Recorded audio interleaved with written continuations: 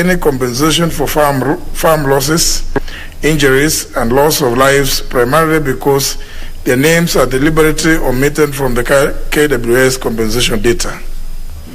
The petitioners seek the intervention of this House in urgently addressing this ongoing crisis by securing the erection of an electric fence from Athi River to Mutito and Day Town, compelling the KWS partners to respect farmlands and to undertake requisite corporate social responsibility, including provision of water to all surrounding towns and villages, securing the gazettement of the Gaindethia settlement scheme, which is gazetted as a game reserve despite having people living in it, and securing the timely compensation of all affected Mutito and Day residents. Honourable members, pursuant to the provision standing under 227(1), this petition stands committed to the Departmental Committee on Environment and Natural Resources. The committee is requested to consider the petition and report its findings to the House and to the petitioners in accordance with its standing order 227, subsection 2. I thank you.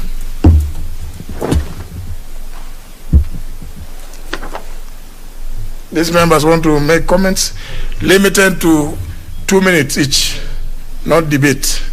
Member for Mavoko. Thank you, Mr. Speaker. Indeed, I agree with the petitioners. Mr. Speaker, the issue of human-wildlife conflict is real. Particularly, Mr. Speaker, these grazers, the zebras, the wild beasts, the dick-dicks.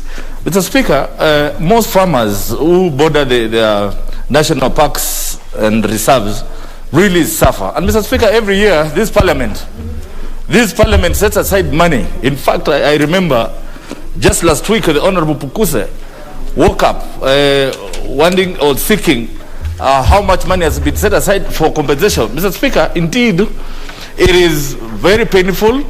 It has cost farmers their livelihood. Mr. Speaker, even as near as here in Mavoko, Mr. Speaker, farmers do not harvest because of those grazers. Mr. Speaker, it is high time the Kenya Wildlife Services did something to compensate these farmers, because the little, and you know, Mr. Speaker, with the climatic change, very little can be salvaged from the farms, and the little that is there, if it is damaged or destroyed by these animals, Mr. Speaker, there is nobody to compensate. It is real national concern. Particularly, you've heard all that line. That's a Kamba community, Mr. Speaker, who rely on agriculture as their main livelihood. So, Mr. Speaker, I urge the committee to make a speed a compensation for these farmers. Mr. Speaker, if one farmer kills just one zebra or even a dick-dick, they are sent to jail without recourse. So, Mr. Speaker, we must have a balance between compensation by the Kenya Wildlife Services and the farmers benefit. Otherwise, Mr. Speaker, we want to coexist with the animals, but our farms are suffering and our people are suffering. So let the ministry compensate our farmers, Mr. Speaker. Thank you very much. You say that the Honorable Bukose woke up. I thought he had only, by the time stood up in this house, Mr. Speaker. Stood up in this house, seeking to know how much money has been set aside. Thank you. Honorable Sankok. You're also waking up. Thank you very much, Honorable Speaker. I'm not waking up. I've been here. Honorable Speaker, human-wildlife conflict is there and it's real. And Honorable Speaker, I support the petitioners. In Kajiado, for instance, there is Amboseli. And those animals get out of Amboseli National Park and invade our farms, kill our people, kill our livestock. Yet it is the national government that charges park fees, Honorable Speaker. Honorable Speaker, recently, snake bites have been removed from compensation by KWS. Honorable Speaker, we must be very serious, because as much as we love the wild animals, for us the Maasai, we know how to live with wild animals. We have been living with them ever since we came to this planet called Earth. Honorable Speaker, we have survived with them. We know how to manage them. Honorable Speaker, but we must benefit from those animals so that we are tempted to take care of the same animals more than what the law says, Honorable Speaker. Honorable Speaker, this can only be realized if compensation is done timely. Honorable Speaker, if you kill a wild animal, you will be jailed. And if you are not jailed, you will be charged maybe a bond or 5 million, Honorable Speaker, if you are found with elephant tusk. Honorable Speaker, yet when a person is killed, he is compensated with 50,000 Kenya shillings. Do we now value wild animals more than human beings? We must be serious as a country. We must value our people. Thank you very much, Honorable Speaker. I support the petition. And also I requested the Honorable Mbadi to produce Honorable Junior dead or alive. He's here alive. So thank you very much. He has been produced. Honorable Wamalo. Thank you, Mr. Speaker, for the opportunity. Mr. Speaker, this petition, I think it's been on this floor of the House in form of a question. And it's been coming repeatedly, Mr. Speaker. So the question is, does it mean we've not had commitment maybe from the side of the executive, Mr. Speaker? I've just come from Arusha, Mr. Speaker, and I happened to visit a place called Ngororo Conservancy. And when we try to ask the issue of conflict, the conflict between wildlife and human, Mr. Speaker, you realize there's always civic education that is normally offered. And when it comes to issues of compensation, they are done timely. Maybe it's the highest time the relevant authorities should also go to Tanzania to learn and to be able to benchmark, because the level of the conflict, Mr. Speaker, has already been mitigated. You find, Mr. Speaker, that these farmers, they rely on those crops for their livelihoods. And when wildlife come and destroys, when it comes to compensation, is not done on time, Mr. Speaker, it's really a big issue, and we request the committee in charge maybe to move with speed, because it's not coming for the first time. It's been on this floor so many times, so that the matter can be handled once and for all. Thank you, Mr. Speaker. Indeed, the issue had been raised by the Honorable Jessica Mbalu, the member. I've even record of it here. So it's a matter that it's true. But let's hear the member who was saying to have woken up, Honorable Pukose. Asante Bwana Speaker. Bwana Speaker, jambo hili ambapo wanyama ya bori wanafamia na kukula chakula ya wananchi ni jambo ambalo tumeizungumzia katika nyumba hili.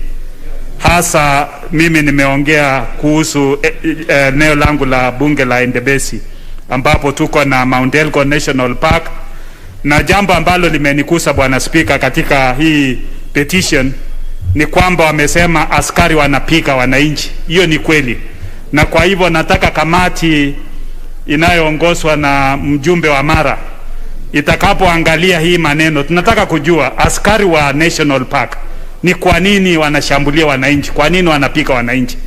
Hiyo ni jambo ambalo ni nzito sana, kwa sababu askari hawa hata kule Endebess wamehusika kupika wananchi kule kwa National Park, na especially hata wamama wale wanaenda kurokota kuni wanapikwa na hawa askari. Kwa hivyo ni jambo ambalo linatakana kushughulikiwa, na tunataka kujua ni hatua gani ambayo wizara inaweza kuchukua kwa wale askari ambao wanapika wananchi, kwa sababu sijui kama hiyo ni kazi ya kati ya kuchunga wanyama ama ni namna gani. Kwa hivyo Bwana Speaker, nafikiri hii ni jambo ambalo tunataka ishughulikiwe vilivyo katika hiyo kamati, na kamati itakapokaa tungependa wale sisi tunaishi karibu na national parks watuite. Asante Bwana Speaker. Member for Imenti North. Thank you, Mr. Speaker. Mr. Speaker, I want to support this petition. Mr. Speaker, 3 months back I had brought a question which was answered by the Committee on Environment. Mr. Speaker, many a time the compensation is being approved and some of it is being thrown out for reasons which people don't understand. And Mr. Speaker, we have had for Meru County, we have got claims of over 212 million. From that, only 66 million has been paid. 124 million is pending. Over 140 million is pending bill. And Mr. Speaker, like what Honorable Duale was saying yesterday, the Treasury and the ministries need to make a point of paying these pending bills. How many years will we be having pending claims of wildlife when people are not being paid? People have been killed by wildlife, and the claims have never been paid by KWS because of probably funding or something or the other. Over the past 8 or 9 years, Mr. Speaker, the only money which has been compensated is 1.7 billion, whereas the claims are for more than 5 billion. So I think we need, as a parliament and as the budget committee as well, needs to look into it so that people get paid on time, because many claims are there. And the other thing is KWS needs to get serious, because when people lodge their claims, they are not being told why the claims have been rejected. We have to follow up to know if the claim, there is 1 or 2 small errors in it, and that is why the claims are rejected. So I wish to support Mr. Speaker and ask the committee to look to go into it further. Thank you, Mr. Speaker. Member for Ebuhaya. Thank you, Honorable Speaker. This is a question and a petition that has been on the floor of the House too many times, coming from both the members of Parliament representing these people around those areas, whether Kitui and environs, and now even going to the people themselves. Honorable Speaker, I would wish that possibly you empower the committee if there are any such powers. So like you did recently with the Committee of Energy, you spoke to them like they should deliver. Otherwise, this is a matter that is always spoken about here, and many a times, Honorable Speaker, I hardly speak on it because I don't come from such areas. But I notice it will become a talking shop for ourselves just to speak on it and no action is being taken. So if there are such powers, it would be very good we help these people whom are being affected by the conflict between wildlife and themselves. Thank you, Honorable Speaker. Member for Igembe Central. Thank you, Mr. Speaker, for this opportunity. Mr. Speaker, let me end my voice by saying that I supported the petition, and more so, Mr. Speaker, this is, I think we have discussed this wildlife and conflict in this House in very many ways. We have had petitions, we have been questions, and so many. But unfortunately, Mr. Speaker, and I remember I said it here again, there's a problem with the KWS in that they don't take these compensations very seriously. They ask people to fill the forms, assessments are done, but those forms are ever there. Last time I went to Langata to ask for the same for my people, Mr. Speaker. They said that they don't get budget for it. But I told them whatever money they get from the checker they should have a small budget for the same. The other day I saw the minister where he was somewhere in Baringo.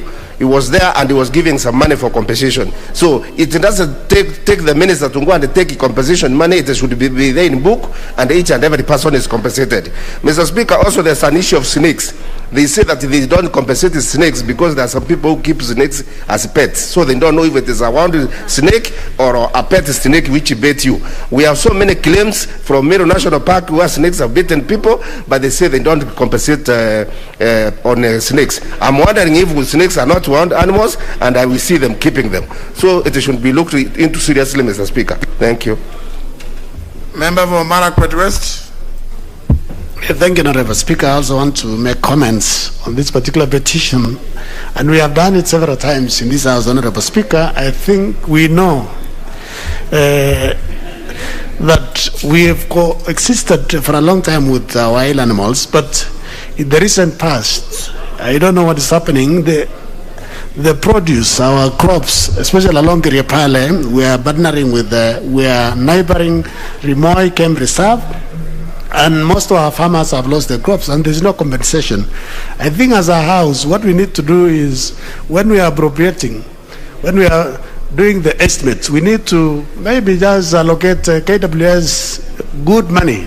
If it is that 5 million we allocate, and they pay once and for all, so that every year we give an annual maybe 1 or 2.5 billion, so that the farmers and also those who are killed maybe by the wild animals are given compensation. But if we just continue to lament and we are the ones who are appropriating, then we are going nowhere. So thank you, Honorable Speaker. Member for Kangudo. Thank you, Honorable Speaker, for giving the opportunity to add my voice on this petition. Honorable Speaker, we have had many petitions and questions on matters of conflict between wildlife and human beings. And if you see our country, we have really gained a lot in tourism in terms of making money through the animals. these animals, the wildlife, they are managed by human beings. And we human beings, we are the one gaining and we are not able to manage them. So this is an era of individual, Honorable Speaker. And it's the high time we need to take, people need to take their responsibilities. Because there is nowhere the Lion Nairobi National Park will take care of themselves. The people who are getting money from this wildlife are the people who are managing the KWS. The same way the economy is gaining money through the tourism, so we need to add more voice in terms of taking our wildlife and trying to solve the conflict between human beings and the animals. Also, many areas where we have the game park, you get also the people who are assigned to take care of the animals. They are not taking care of the animal. They are going to extend or do the job which are not assigned. Some areas you get the roadblock being put by Kenya Wildlife soldiers in terms of taking care of the animals. So, Honorable Speaker, the high time this committee need to go to all the national park visit and check the responsibility of people who are concerned and how the wildlife be taken care. Thank you very much, and I support. Member for Nakuru East, Town East. Thank you, Honorable Speaker. I rise to support the petition. But, Honorable Speaker, it is also important for this House to realize the importance of budgets. Honorable Speaker, irrespective of what we say and the petition and the recommendations by the committee, Honorable Speaker, if you remember in the last Parliament, Honorable Amina Abdallah, I think she was the Chair of Environment, at one point she rose on her feet and advised the House that there is nothing much that can be done by the ministry if there are no budgets for that. So, Honorable Speaker, I think as much as we speak here as members of Parliament, there is a need for us now that, again, it's unfortunate because the budget making process is gone. And without budgets, then the ministry will not be able to do that. So, Honorable Speaker, I want to believe that it is important for the House as we rise for us to discuss and agree on matters of budgets. Otherwise, without budgets, then there is nothing that can be done. And of course, Honorable Speaker, I remember when we were passing the Wildlife, is it called Wildlife and Conservation Act, now is as it is. Honorable Speaker, I remember that time I did try to push for removal of they removed the monkeys again. Monkeys are no longer, and in my place, Honorable Speaker, in a ward called Lakeview, monkeys have become a nuisance and biting people, and people have to go. So again, these are some of the things that we need to, but without budgets, Honorable Speaker, it will be very difficult for us to be able to address. Thank you. Member for Kandui. Thank you, Mr. Speaker. I also wish to support the petition, Mr. Speaker, and as you are aware, we all are aware, the question of human-animal conflict has been with us for some time. It is important that a structured manner, a good way of ensuring that we deal with this problem once and for all. It is something that we have seen the people around the park, and even in Bungoma, Mr. Speaker, you know, the animals descending from the forest, from Mount Elgon, where Honorable Kapondi represents, they come to destroy food. They destroy, they steal goat and cow, Mr. Speaker, and they also kill people. So, Mr. Speaker, the compensation that is expected has not been forthcoming. We've been told how much has been expended on compensation of people who have suffered loss of property or even injuries at the expense of wildlife, Mr. Speaker. But most important, I join colleagues in ensure, the people who are expected to preserve and protect animals should not harass Wananchi, Mr. Speaker. They should not go beating up Wananchi wherever they are. They should be able to help Wananchi, protect the animals and help Wananchi and make them friends, Mr. Speaker, so that they can also help in ensuring that this important resource for our country is protected and it benefits the entire country. I thank you, Mr. Speaker. Honorable Abba Mohamed. Asante Bwana Spika, na nikupata hii nafasi ya kusema katika hili ombi. Ombi hili ni muhimu na unga mkono. Kwa hakika watu wengi wanapata shida. Kuna pande zote za Kenya. Lamu sisi ndo kuna shida zaidi. Tuna hiyo paka ambayo iko hapo lakini haitusaidii bali kutuumiza. Afadhali sehemu zingine kama Masai Mara angalau wanasaidika kwa upande mwingine. Sisi kwetu katika pesa ambayo imetolewa ya malipo zaidi ya miaka 10 sasa imetolewa milioni 6 peke yake. na kuna watu wengi wameathirika na wanyama, kisha ametuumiza zaidi. Sisi ni watu wa bahari, wanyama karibu wote wa bahari waliwatoa.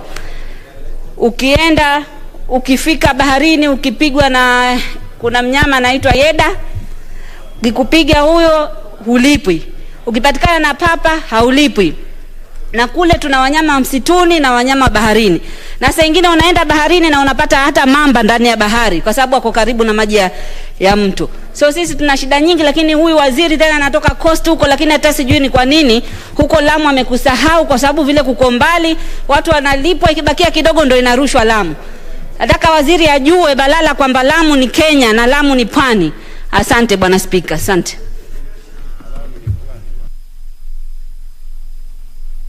The majority, do I say that you want to maybe respond?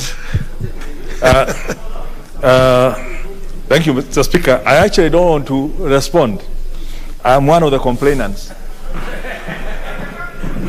I want to join to support this petition because, and I think KWS needs to come out clear. It's not just about budget. They need to come out and tell the people what they are doing. In Kipipiri, in the last 2 months, about 50 animals have been killed by hyenas. And KWS appears clueless in terms of what to do, even telling the people what they should do. Now, hyenas are not the kind of wildlife that attracts tourists. So there's something that either they're overwhelmed, and I think it's as a house, we need also to let members say,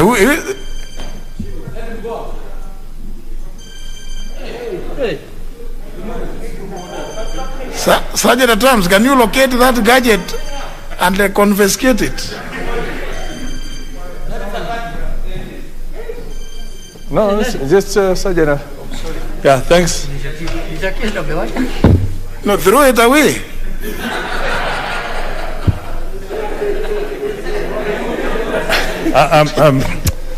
Sorry about that. I think it just shows how a small irresponsibility can disrupt the whole house. But the point I was making is KWS has been mandated to take care of wildlife and protect the people and avoid this conflict. And this is a matter that has been discussed in this house for a long time. But the fact that there are complaints all over shows that there's a failure somewhere. So I would like to ask, my time was taken by the phone, that as the committee looks into that specific area, I think we need to look at the generic issue of why are there complaints across the entire country and what needs to be done so that we avoid this issue of farmers losing their livestock, farmers losing their crops to animals, yet there should be some coexistence organized through an institutional framework with KWS, protecting the wildlife and the interference with the people. Because it's painful, and I can see when the photographs have been sent of the animals that have been mauled by these hyenas, it talks to pain, and you can see the people are being deprived of their livestock, by these hyenas, and there's nothing much you can do. And KWS seem to be saying there's nothing much we can do. So what are the people supposed to do? I would like a committee to actually get deeper into that. Budgets notwithstanding, let them come out and explain to the Kenyans what they should do if KWS cannot do anything. Thank you, Honorable Speaker. I think one of members, there have been sufficient comments. Then the petition go to the committee. I know that there are several others who are willing to comment, especially the members from Narok. I can see very many. No, but you see, it is not debate. This was just merely comments, and it is limited.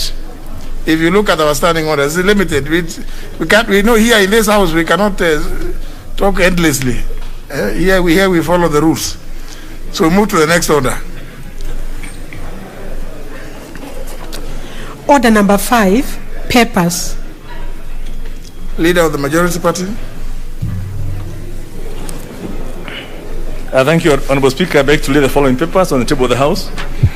today, Wednesday, June the 30th, 2021, afternoon sitting. Number one is the price stability target and the economic policy of the government for the financial year 2021-22 budget. And two, the report of the Auditor General and financial statements in respect of the TVET curriculum development assessment and certification council for the year ended 30th of June 2020 and the certificate therein. Thank you, Honorable Speaker. The Chairman, Departmental Committee on Transport, Public Works and Housing. I thank you, Honorable Speaker. Honorable Speaker, I beg to lay the following paper on the floor of on the table of the House today, Wednesday, June 30th, 2021, afternoon sitting. Report of the Departmental Committee on Transport, Public Works and Housing on its consideration of a petition regarding the approval of application and use of new builds, low-cost construction technology. I thank you, Honorable Speaker. It is new builds, isn't it? New builds, yeah. New builds? Yes. Not the way they wrote. Not the way it is written here, yes. No, it's wrong. I remember the petition was about new builds. Yeah, builds. Yeah. From Honorable, yeah. Thank you. Yes. Thank you, Speaker. Very well. Next order. Order number 6, notices of motion.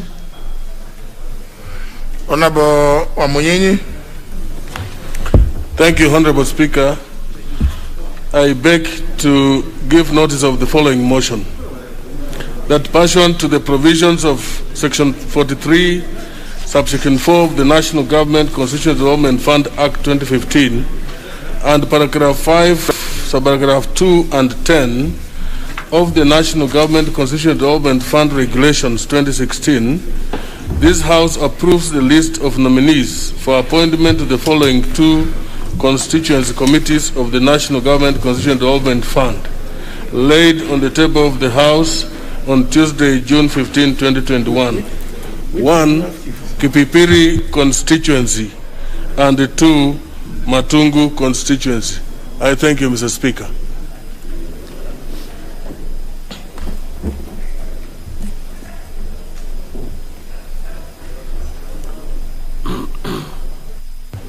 Very well. Next order. Order number 7, questions and statements. I've got a first segment, and there's been a special request made by the member for Kwanza to be allowed to ask his question first. The request has been granted. Honorable Wanyonyi. Thank you so much, Mr. Speaker. My question is 219 of 2020-21 to the Cabinet Secretary for Works, Sanitation and Irrigation. Could the Cabinet Secretary provide the status of the dissertation of Kapsitweti, Aseka, Marinda dams in Kwanza constituency? 2, what other projects has the ministry planned regarding construction of the dams and water plants in Kwanza constituency so as to provide water for irrigation and household uses? Thank you, Mr. Speaker. Question will be replied to before the Departmental Committee on Environment and Natural Resources. We refer to the order. Next question is by the member for Konoin, Honorable Brighton Yegon. Thank you very much, Mr. Speaker. I'd like to ask question number 208 of 2021 to the Cabinet Secretary for Labor and Social Protection. Question number 1. Could the Cabinet Secretary state the immediate plans put in place by the ministry to address the impending retrenchment of over 50,000 tea pluckers in Bomet and Kericho counties in view of introduction of mechanization of tea plucking by multinational such as Unilever Tea, James Finlay, and Williamson Tea Kenya? Number 2, what measures has the ministry put in place to ensure that the implementation of the planned mechanization does not lead to collapse of small and medium-sized enterprise and the overall economy of the region?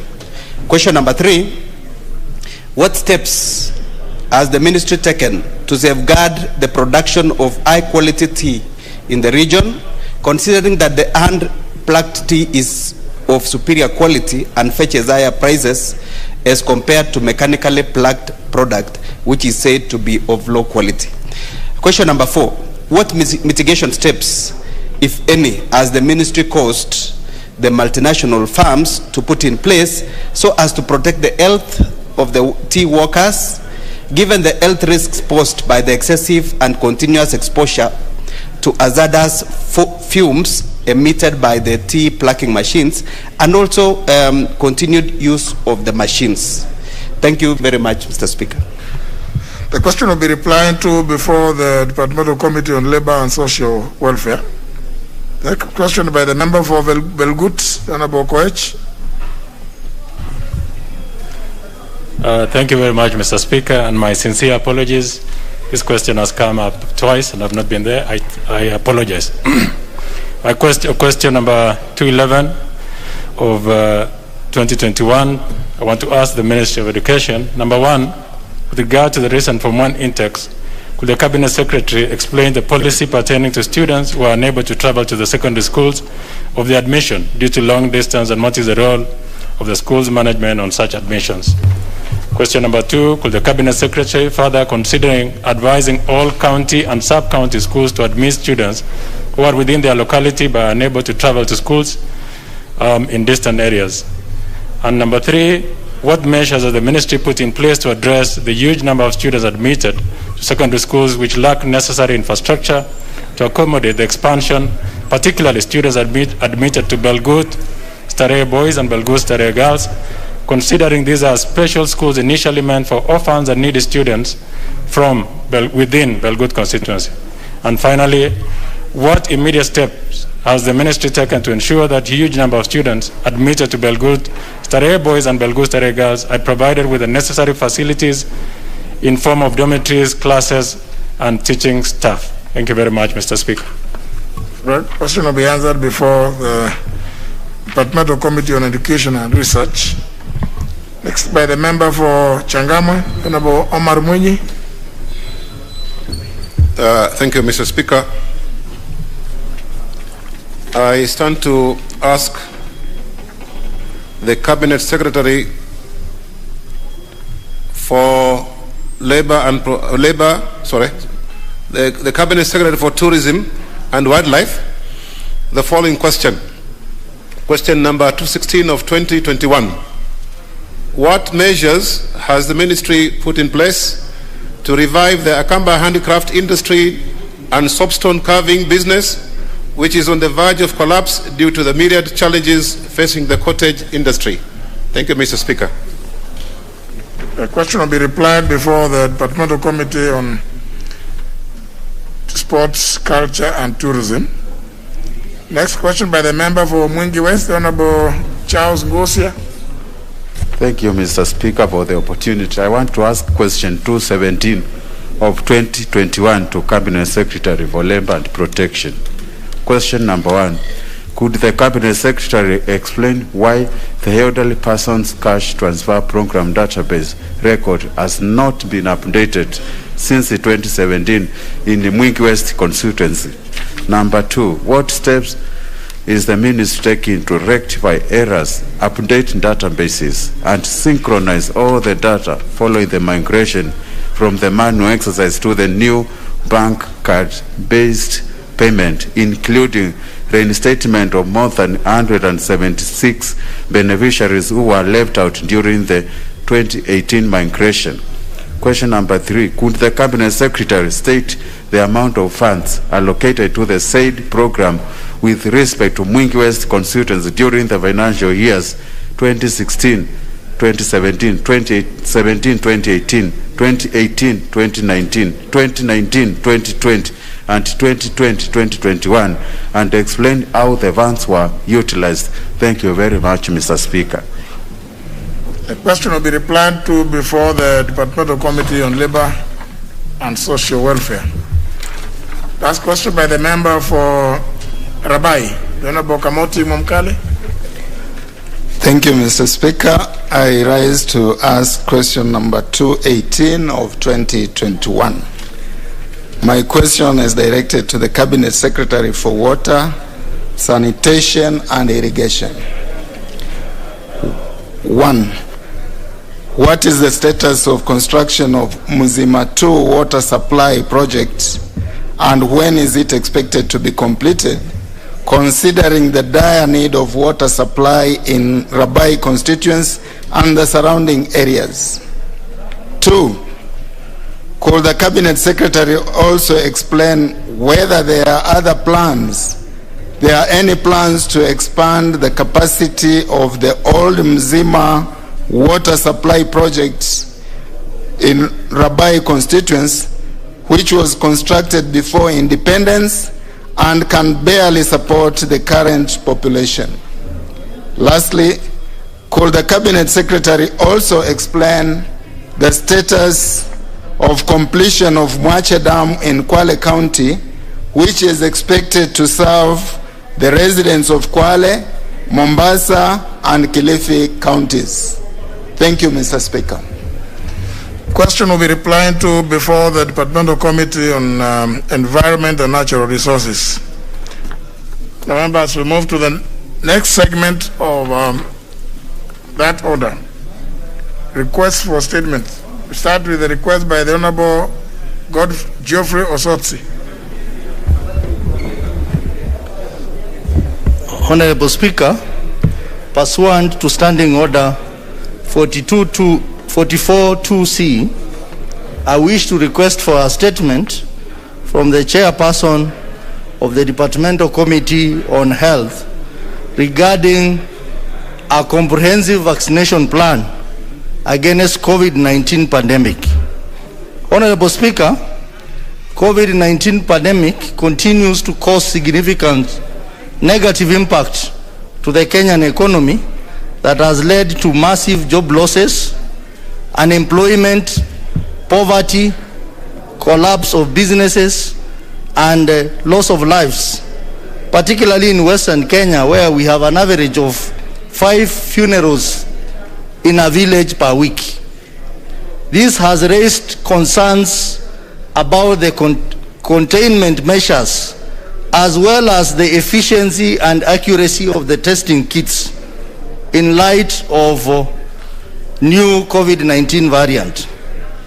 Kenya has received about 1.02 million doses of the AstraZeneca Oxford COVID-19 vaccine through the COVAX program that mainly targeted health workers, older people, and individuals with underlying health conditions, representing approximately 3% of the population. However, Mr. Speaker, the number of vaccines received are far below the targeted population.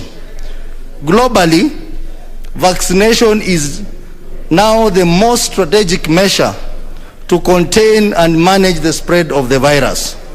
Honorable Speaker, the first vaccination phase was not done systematically to cover the categories that are vulnerable, thus exposing them to further danger. Honorable Speaker, it is against this background that I seek a statement from the Chairperson of the Departmental Committee on Health on the following. 1. Could the Chairperson explain the status of COVID-19 vaccination in the country, indicating the number of Kenyans vaccinated per county, and to what extent are county governments involved in the vaccination program? 2. Could the Chairperson explain the measures put in place to ensure efficiency and accuracy of the testing kits in light of the new COVID-19 variants? 3. Could the Chairperson provide the death rates since the outbreak of COVID-19, and whether the government is aware of increasing cases of death and burials in the rural areas related to COVID-19 symptoms? 4. Could the Chairperson explain the cost-benefit analysis of the containment measures towards the economy? 5.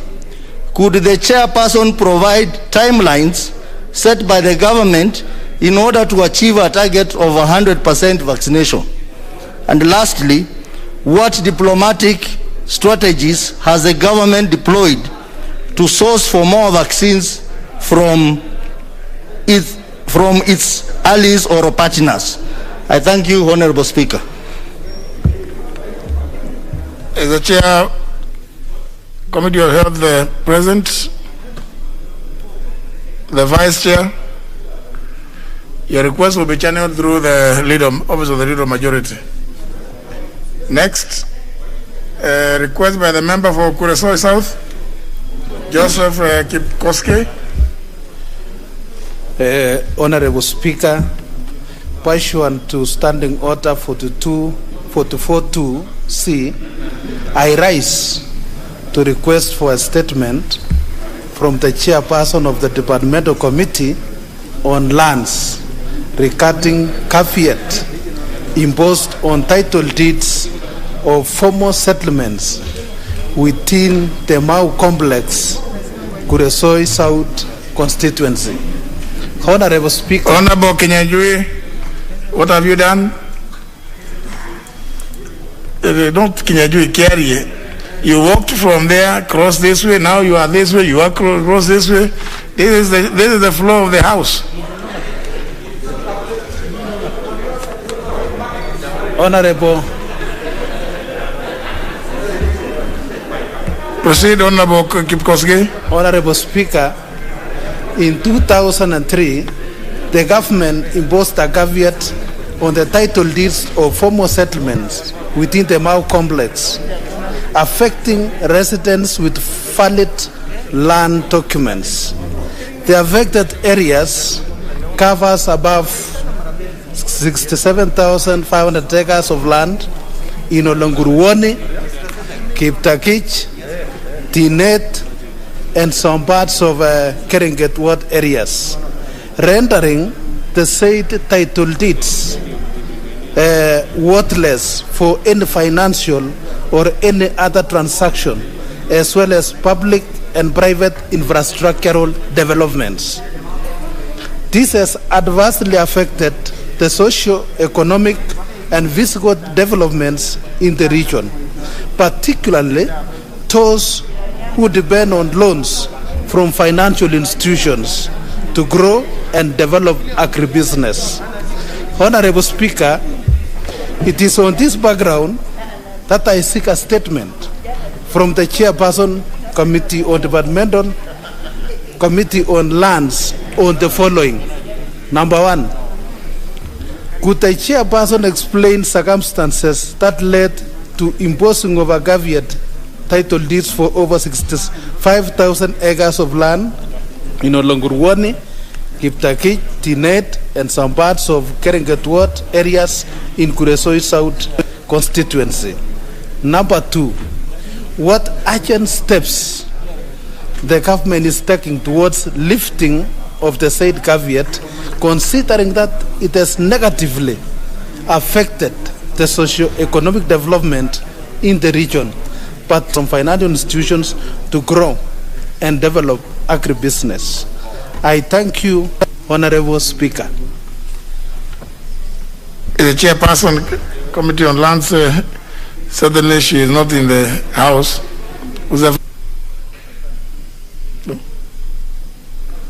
The Vice Chair Lands? Oh, Hatib Washatani.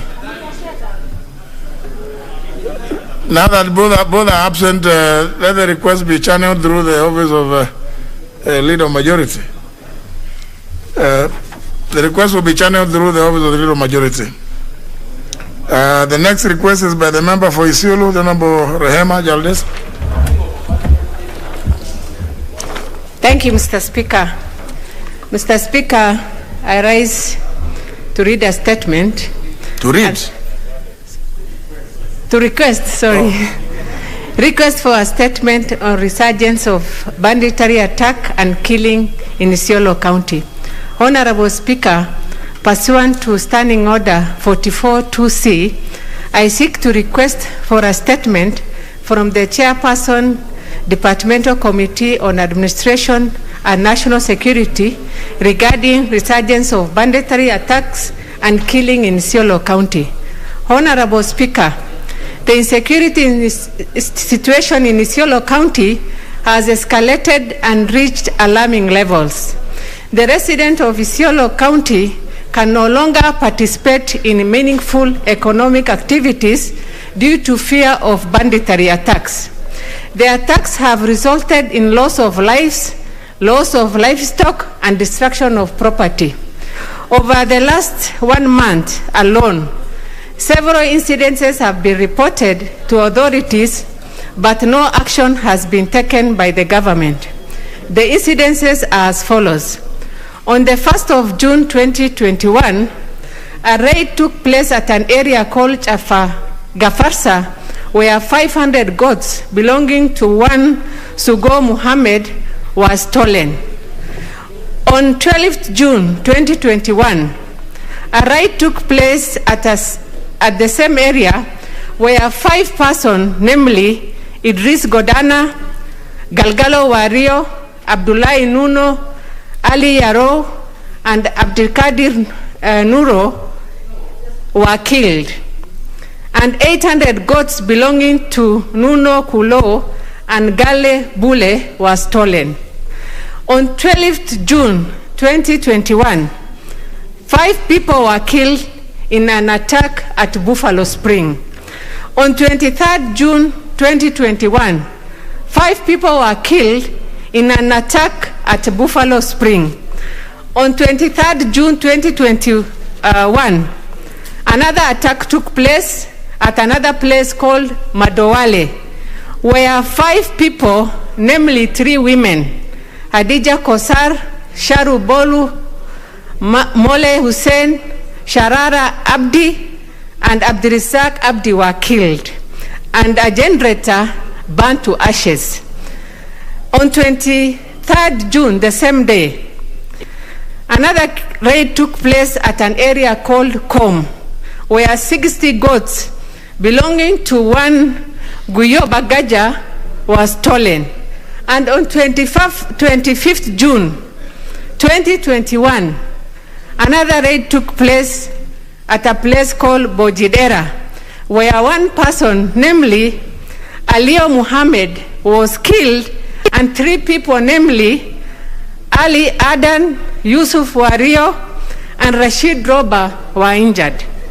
Honorable Speaker, the continued laxity by the security agency in Isiolo County and its neighboring counties have seen loss of many lives and livestock, which is a source of livelihood for the majority of the population.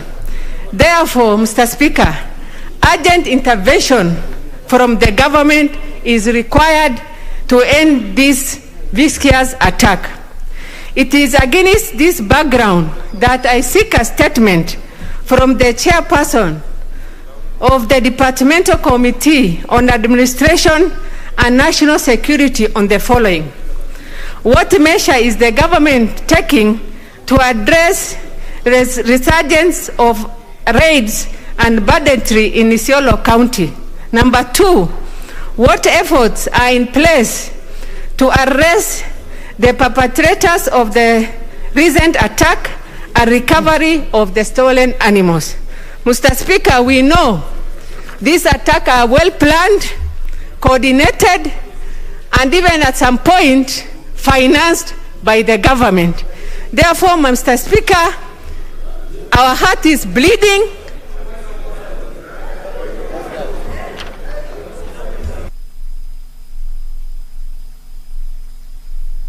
What's the point of order, Honorable Kaluma? Speaker, the majority whip was consulting you, and I know this might have not come to your attention. But, Mr. Speaker, the Honorable Member has mentioned that the attacks, the subject matter of the petition, out of the statement, request for statement, are being organized and funded by the government. And she is asking this question of the government: could such details be given if they exist? That the government is funding and perpetrating the attacks, the subject matter of the petition. So the response will be that the government is not. Well, the point, I think the point the Honorable Kaluma is making is, if you expect the statement then to come from government, and you have said the government is the one organizing, then the government will just give you an answer that the government is not organizing, and then maybe I don't Honorable Jaldesa, you had raised quite a number of serious incidences, and I thought they would require, very, very detailed responses.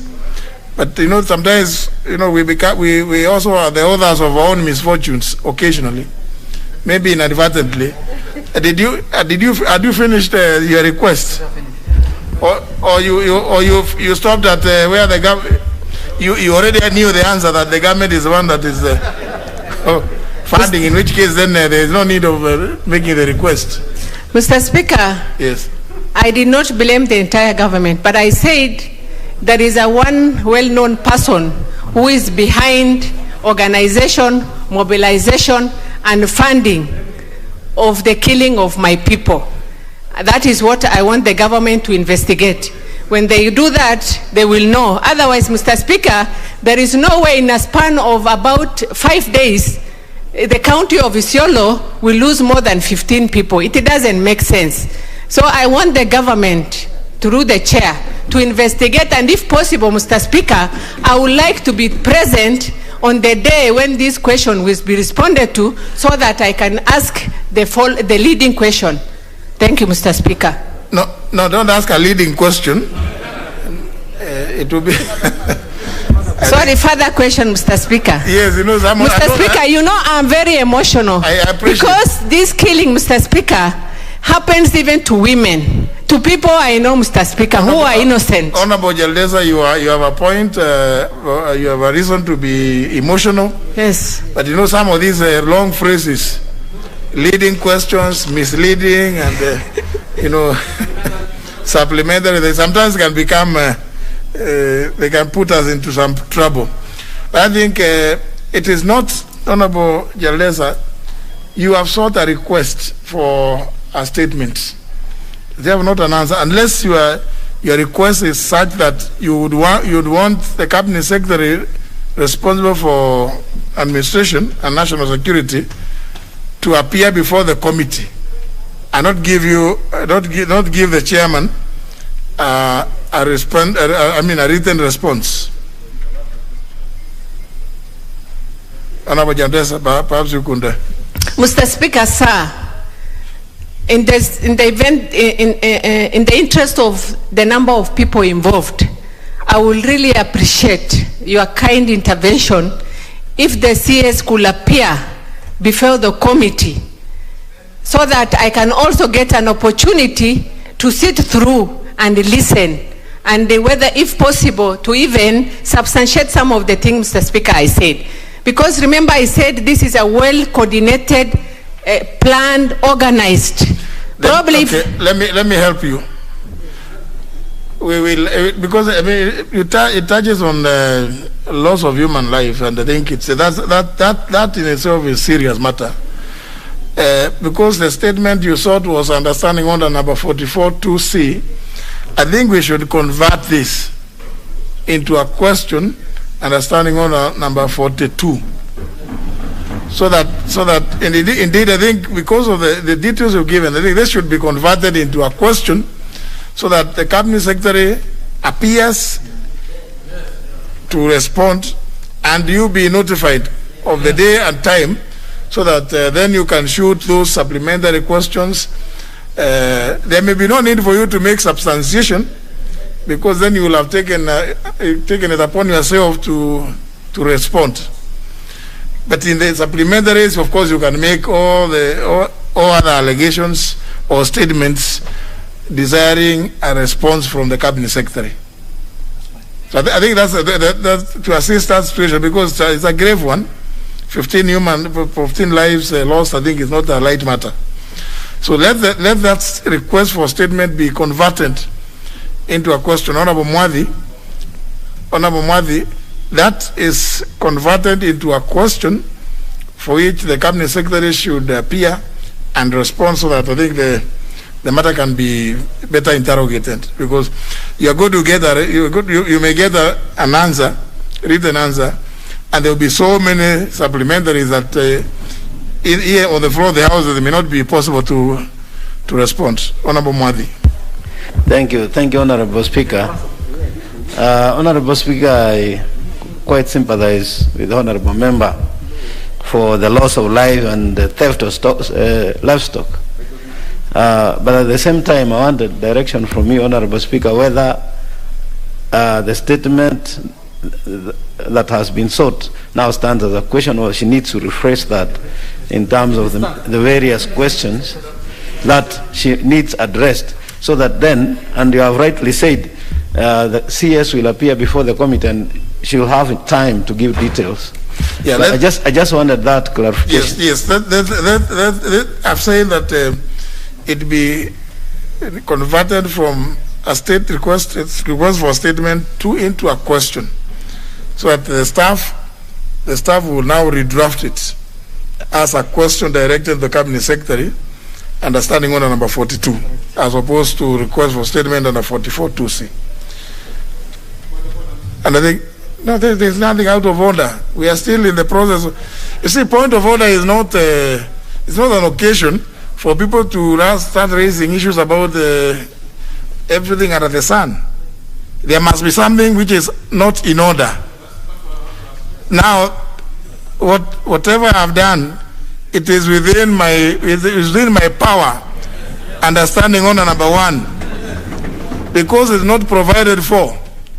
It was first styled as a request for a statement, understanding order number 44, but listening to what the honorable member, the issues she has raised, I feel that the issues can best addressed in a question-answer session at which the Cabinet Secretary is present and responding. So, Honorable Mwenye, there's nothing out of order with that. Now, just relax. We are not engaged in an argument. The next request is by the Honorable Peter Kaluma. I thank you, Mr. Speaker. Speaker, this is a request for statement pursuant to Standing Order 44(2)(c) on the status of appointment of 6 judges recommended for appointment by the Judicial Service Commission. Honorable Speaker, pursuant to Standing Order 44(2)(c), I wish to request for a statement from the Leader of Majority regarding the status of appointment of the following persons to the judiciary: Justice Weldon Korir, Justice Agre Muchelule, Justice Joel Ngugi, Justice George Odunga, Mrs. Judith Omange, and Mr. Evans Makori, who are recommended. Is that your request is directed at somebody I can see who may not be. Yes, and it's very critical. Leader of Majority, the request is directed at you. And I can see the member from whom you assist is... Mr. Speaker, for his sake, I will repeat. Yes. Honorable Speaker, pursuant to Standing Order 44(2)(c), I wish to request for a statement from the Leader of Majority regarding the status of appointment of the Justices Weldon Korir, Justice Agre Muchelule, Justice Joel Ngugi, Justice George Odunga, Mrs. Judith Omange, and Mr. Evans Makori, who are recommended to be appointed to the Court of Appeal under the Superior Courts. Honorable Speaker, Article 172 of the Constitution provides for the functions of the Judicial Service Commission, the principle of which is to recommend to the President persons to be appointed as judges. Article 166, sub-article 1B, obligates the President to appoint judges of the Superior Courts in accordance with the recommendations of the Judicial Service Commission. Honorable Speaker, on 3rd June 2021, His Excellency the President of the Republic of Kenya appointed 34 judges out of the 40 judges recommended to him for appointment by the Judicial Service Commission. Honorable Speaker, it is noted that 6 persons who were not appointed by the President, including Justice Weldon Korir, Justice Agre Muchelule, Justice Joel Ngugi, Justice George Odunga, Mrs. Judith Omange, and Mr. Evans Makori, for no stated reasons. While risking judicial independence and the rule of law, this omission is hurting the career of the affected persons while undermining the administration of justice by the courts in which some of them serve. Honorable Speaker, it is against this background that I seek a statement from the Leader of Majority on the following. 1, reasons for the failure by His Excellency the President to appoint the 6 persons recommended by the Judicial Service Commission for appointment as judges to the Court of Appeal and the other superior courts. And 2, action being taken by the government to ensure that the appointment of the said 6 persons to serve as judges in the Court of Appeal and the other superior courts in accordance with the Constitution. I thank you, Honorable Speaker. Leader Majority, the request is directed at you. I don't know how soon you want to.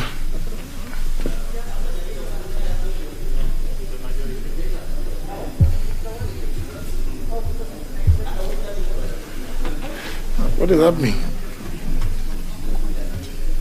Your count is not there. Thank you, Honorable Speaker. I have listened to Honorable Kaluma, and I will make the necessary consultations and bring the statement within the next 2 weeks.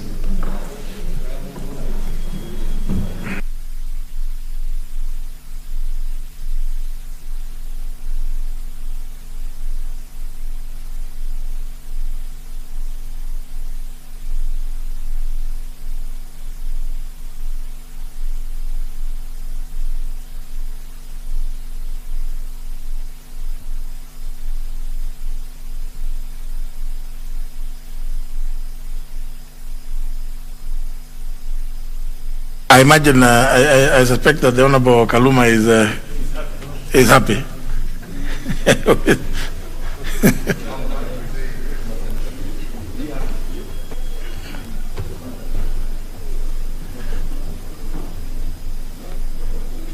It's a small challenge here.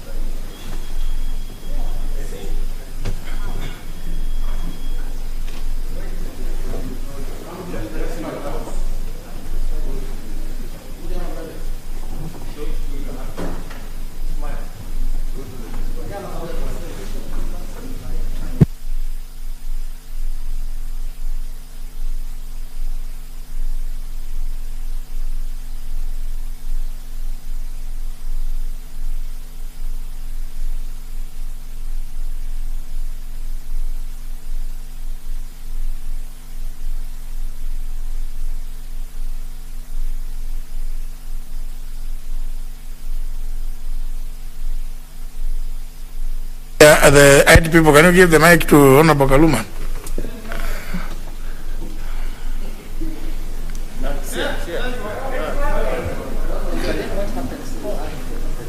Thank you, Speaker. Speaker, this is a very serious matter. I would have wished for a shorter time than 2 weeks. Speaker, some of us still go to the courts. And the administration of justice, particularly in those courts being presided over by persons who are sitting as judges within this group, is so badly affected. Honorable Speaker, just a short while ago I was before one of these judges and a person not wanting to proceed just shut up and said, I want you to recuse yourself. No ground, the president did not appoint you. It gets that embarrassing. It is unjustly delaying the due administration of justice. Because of the consultations involved and the level where they will be undertaken, I will accept 2 weeks. But, Honorable Speaker, it should be noted that this request is going to what the government is doing, not just the executive. So that I expect a response, even bringing together what, even as an institution, as Parliament, we can do to mediate over that matter. It is something affecting the rule of law and the administration of justice very adversely. I will go by the 2 weeks, but I'm happy the majority leader takes seriously the seriousness and the weight of the matter. But of course, there could be res sub judice appearing in that matter, I suspect. If we all live in this country, we will see when it comes there. But I suspect that because I think since we all live here, since we all live in this country, that even as they sort out the technical hitches, the next one is a statement which was sought by the member for Dagoretti South regarding status of the 100 stimulus package allocated. Is it 100? But the way the staff write these things, I don't know. Can we get the staff who are writing these things? If they want me to read, they don't write this. I will have them sacked. They can't write something like this to me, for me. The status of the 100 stimulus. What is that? Even whoever approved this to come to for me. What is 100 stimulus? I mean, these people in DLP. How can they write this?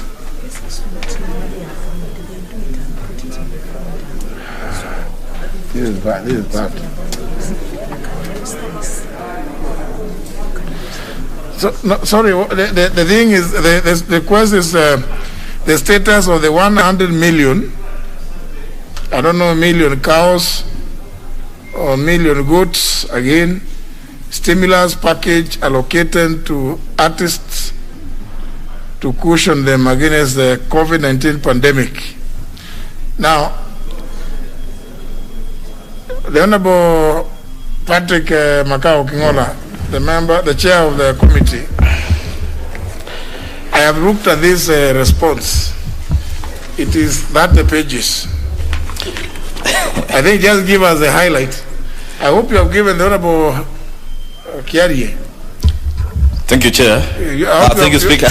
I hope you have given him a copy so that you can just give us the highlight. Because if we waited for you to read through the entire 30 pages, we will be here for till cows come home. Mr. Speaker, I have done so. So just give us highlights. Thank you, Mr. Speaker. On the 9th June 2021, pursuant to Standing Order 442C, the member for Dagoretti South constituency, the Honorable John Kiarie, alias KJ, sought for a statement from the chairperson of the Department Committee on Sports, Culture and Tourism regarding the status of the Kenya shillings 100 million stimulus package allocated to cushion artists and musicians during the COVID-19 pandemic period. Honorable Speaker, in particular, the member sought to be informed of the following. 1, list of all artists, actors, and musicians who benefited from the Kenya shillings 100 million stimulus package. Number 2, the criteria used to shortlist the participating artists. Number 3, detailed breakdown on how the stimulus package was utilized, disbursed, indicating the amount paid to each artist and other contracting agencies or individuals. Mr. Speaker, number 4, establish whether the fund achieved the intended purpose of supporting the artists whose trade were adversely affected in the pandemic. Mr. Speaker, I wish to respond as follows.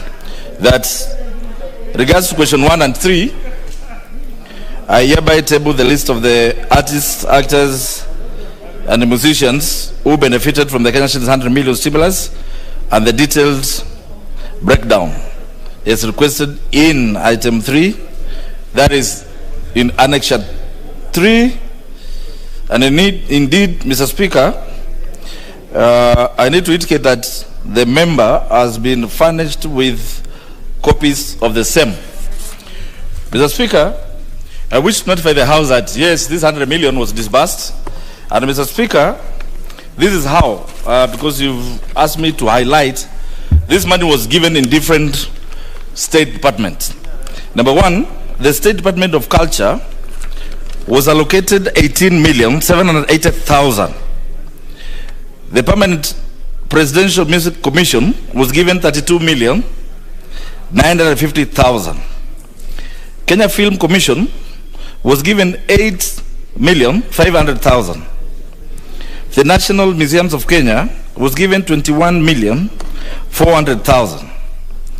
Kenya Cultural Center, Mr. Speaker, was given 18,120,000. And then at the headquarters, a balance of 50,000 remained. In total, 100 million shillings was disbursed. Mr. Speaker, the honorable member wanted to know the criteria used.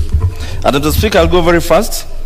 And first, Mr. Speaker, it's important for members to know that there was a culture TV which was introduced to reach all the artists. There was also webinars which were established.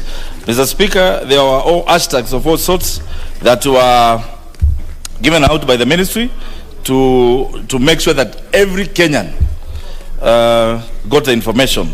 Mr. Speaker, the minister said that the eligibility criteria developed by the departmental committee required that the applicants, A, must be Kenyans with ID or a passport. Number 2, each artist must have submitted their profile with proof of artistic endeavor in the last 6 months. Mr. Speaker, also, they must have been a beneficiary of any other funding released by the government to fight the COVID-19 pandemic. Such funding, Mr. Speaker, was not limited to royalties paid by the collective management organization, that is CMC's, cash transfers to the elderly, youth, or women. Mr. Speaker, also, the messaging was to revolve around the government and World Health Organization's measures to contain the spread of the COVID. Mr. Speaker, the classes which were considered were, first, the visual art, the comedy,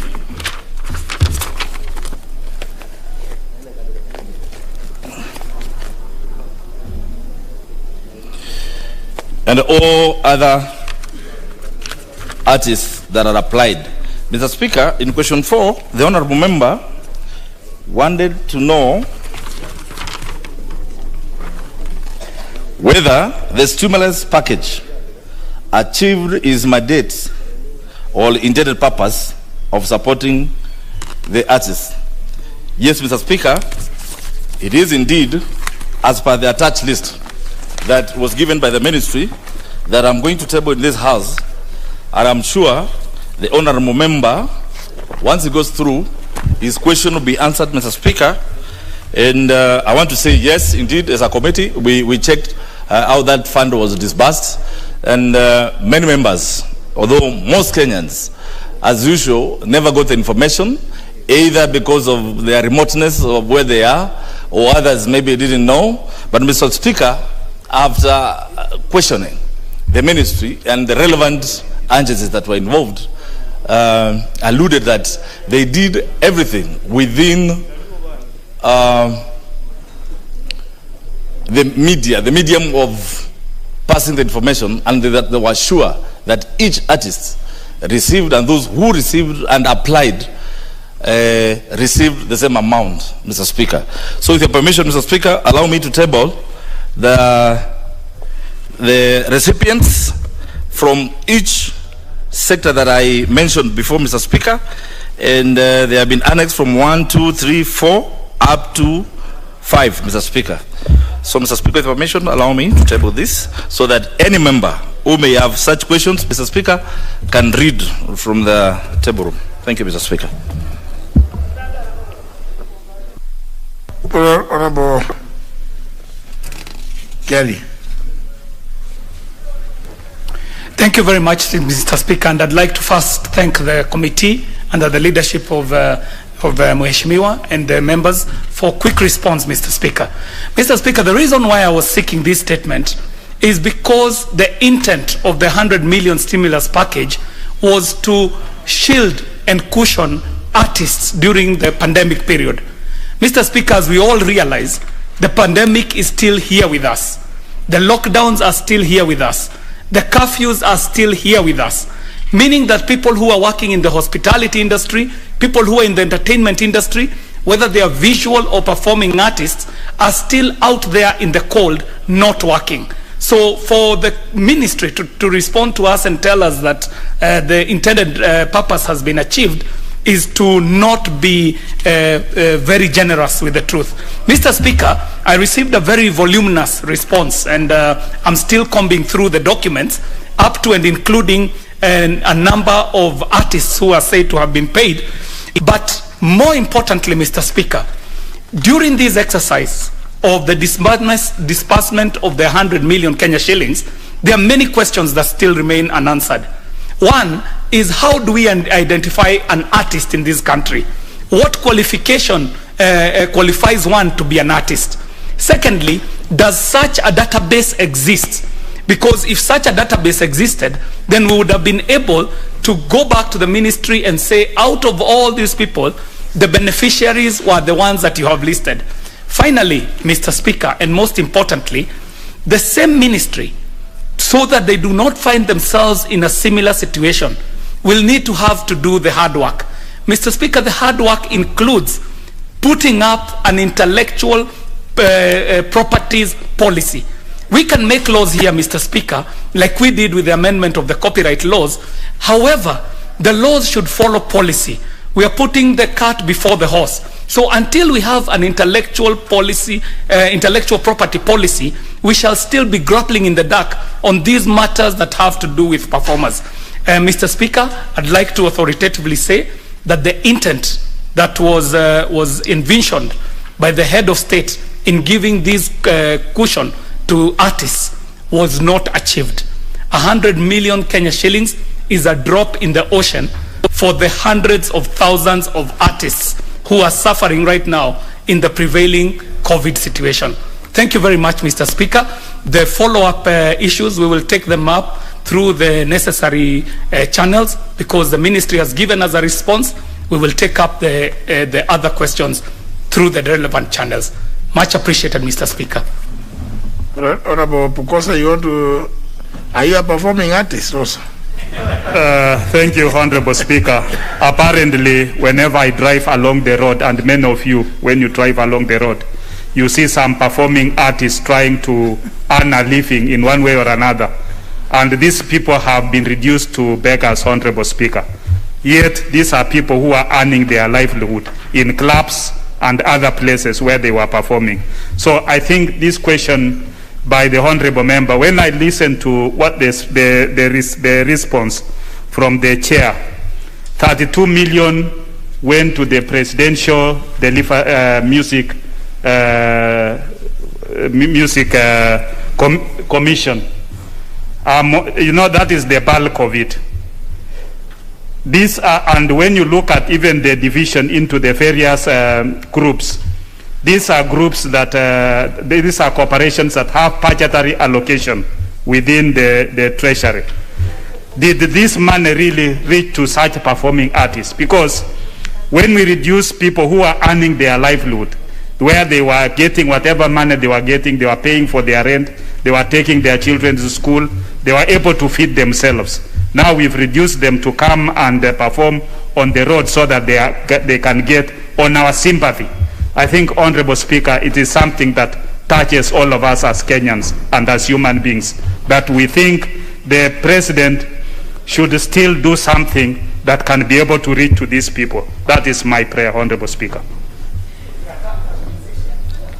Why are you raising up your hand or finger, Honorable Shamala? Thank you, Honorable Speaker. I don't have a mic. I gave you a mic.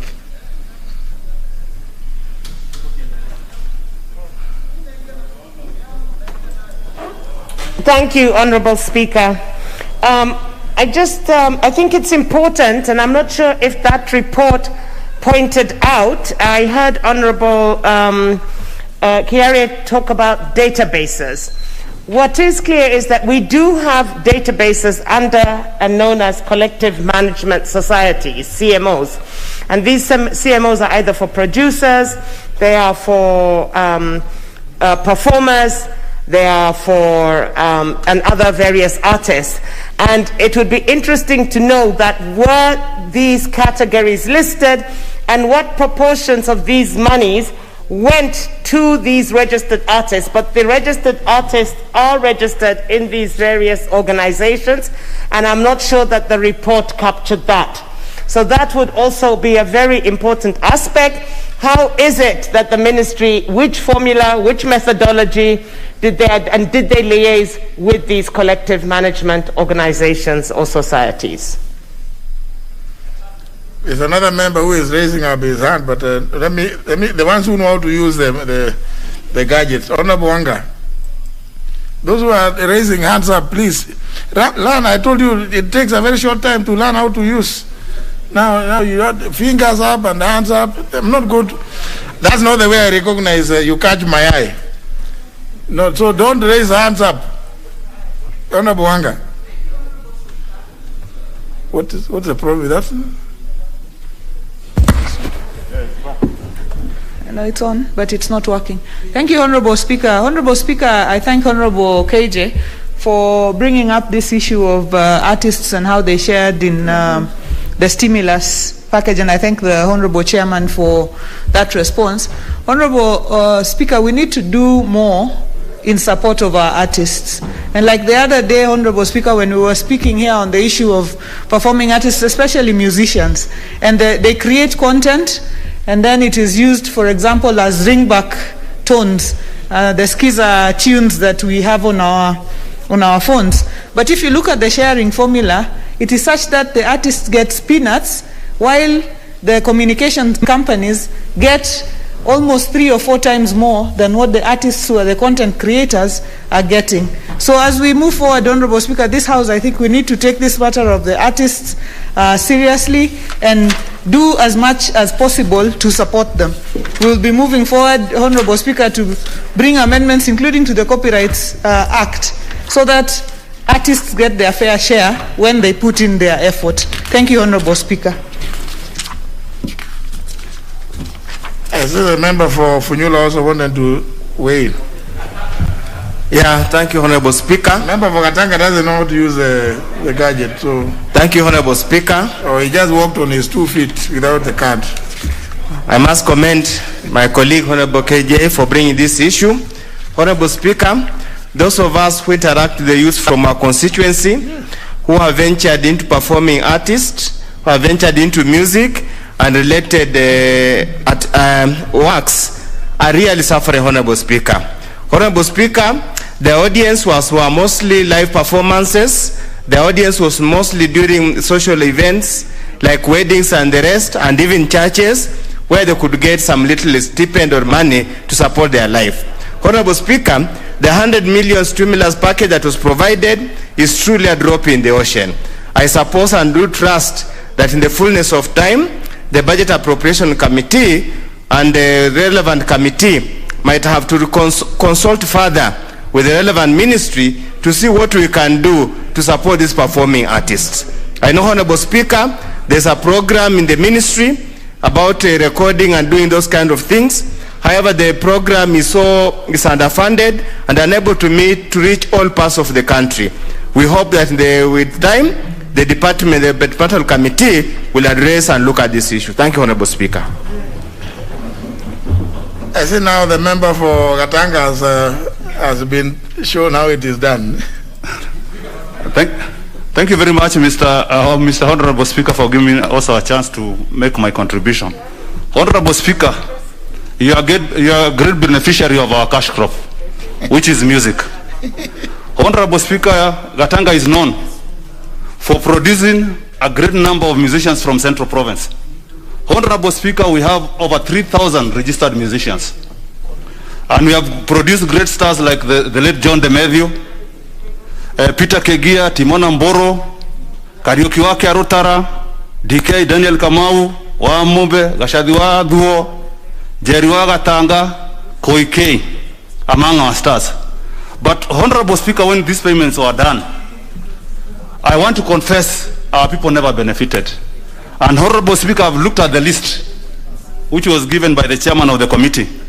I've seen all the musicians were paid like 10,000. And Honorable Speaker, they should have categorized. Because Honorable Speaker, what happened when the president said that there will be 100 million to be paid to the musicians, the next day, some people, and including some of our friends, recorded a song the next morning. Honorable Speaker, and I can see them in the list, which is not fair. As Honorable KJ was saying, Honorable Speaker, the ministry does not have any data. It doesn't have any data. Because when we met with the musicians from our place, Honorable Speaker, they told me they received nothing, apart from two. And that one, Honorable Speaker, is very unfair. Because looking at the list, I can see it has been spread to far-flung places where we don't have musicians. Honorable Speaker, I want to say our musicians have continued to suffer a lot.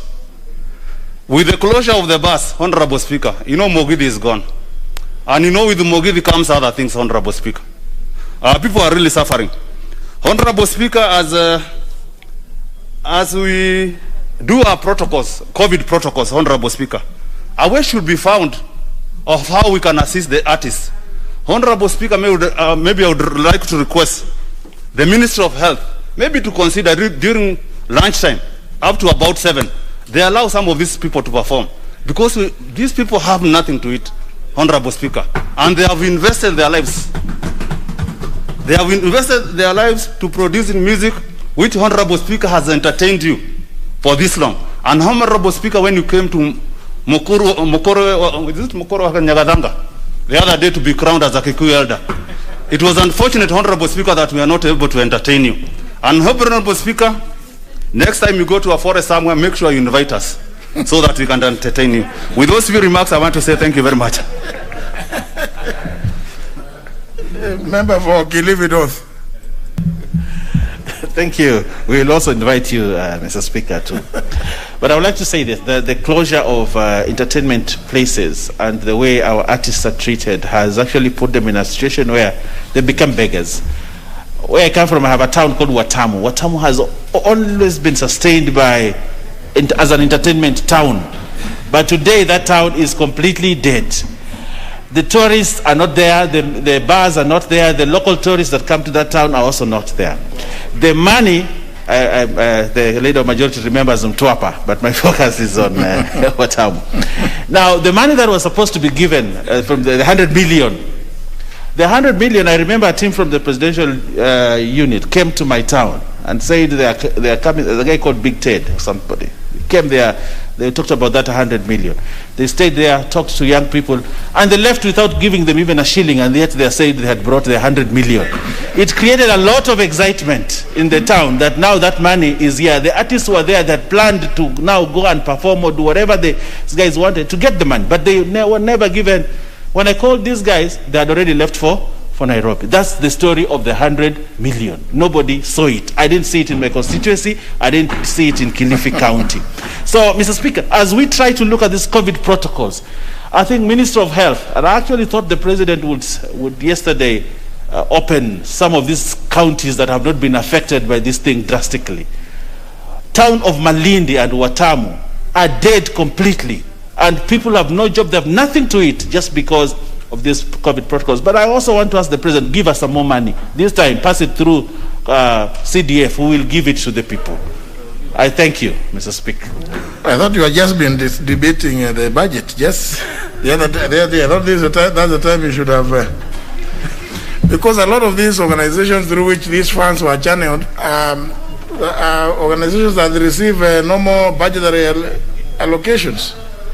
Because I see Department of Culture, Permanent Presidential Music Commission, Kenya Film Commission, National Museums, Kenya Cultural Center.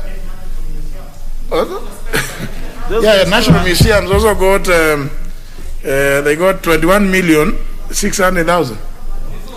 So, but you see, all these are organizations that receive normal budgetary allocations. And therefore, if it is through them that the artists who are supposed to benefit are registered, then normally one would expect that then they should get greater allocation from you members when you're doing budget. Honorable Sankok. Honorable Speaker, you have almost stolen words from my mouth, because you see, as you can see, I'm actually holding that list, because I was shocked. Department of Culture, 18 million. The Permanent Presidential Music Commission, 32 million. Kenya Film Commission, 8 million. So you can imagine all this money going to government again. You cannot give with this hand, take with the other hand. What does it mean? It did not go to the real artist. And I thank KJ, because having been a member of the ridiculous team, he understands what these people go through. Honorable Speaker, they are artists with disabilities who perform. So there is a guy with disability with one leg who play football. Honorable Speaker, he does not even have arms. But because we no longer have entertainment zones, we no longer go to weddings, we no longer go to all those social places. Yes? Honorable Speaker, no. You know, Honorable Speaker, protect me from Dr. Pukose. Dr. Pukose, Honorable Speaker, is becoming a prefect in this house. And I don't need a prefect in this house. No arms, one leg, and playing football. Yes. He does not have arms, and he only have one leg, and using that one leg, he can play football.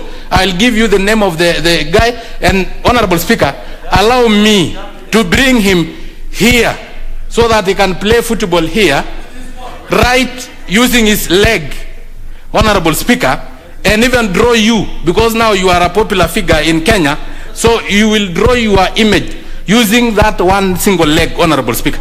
That is an artist, and they are now forced artists to play to perform in our streets.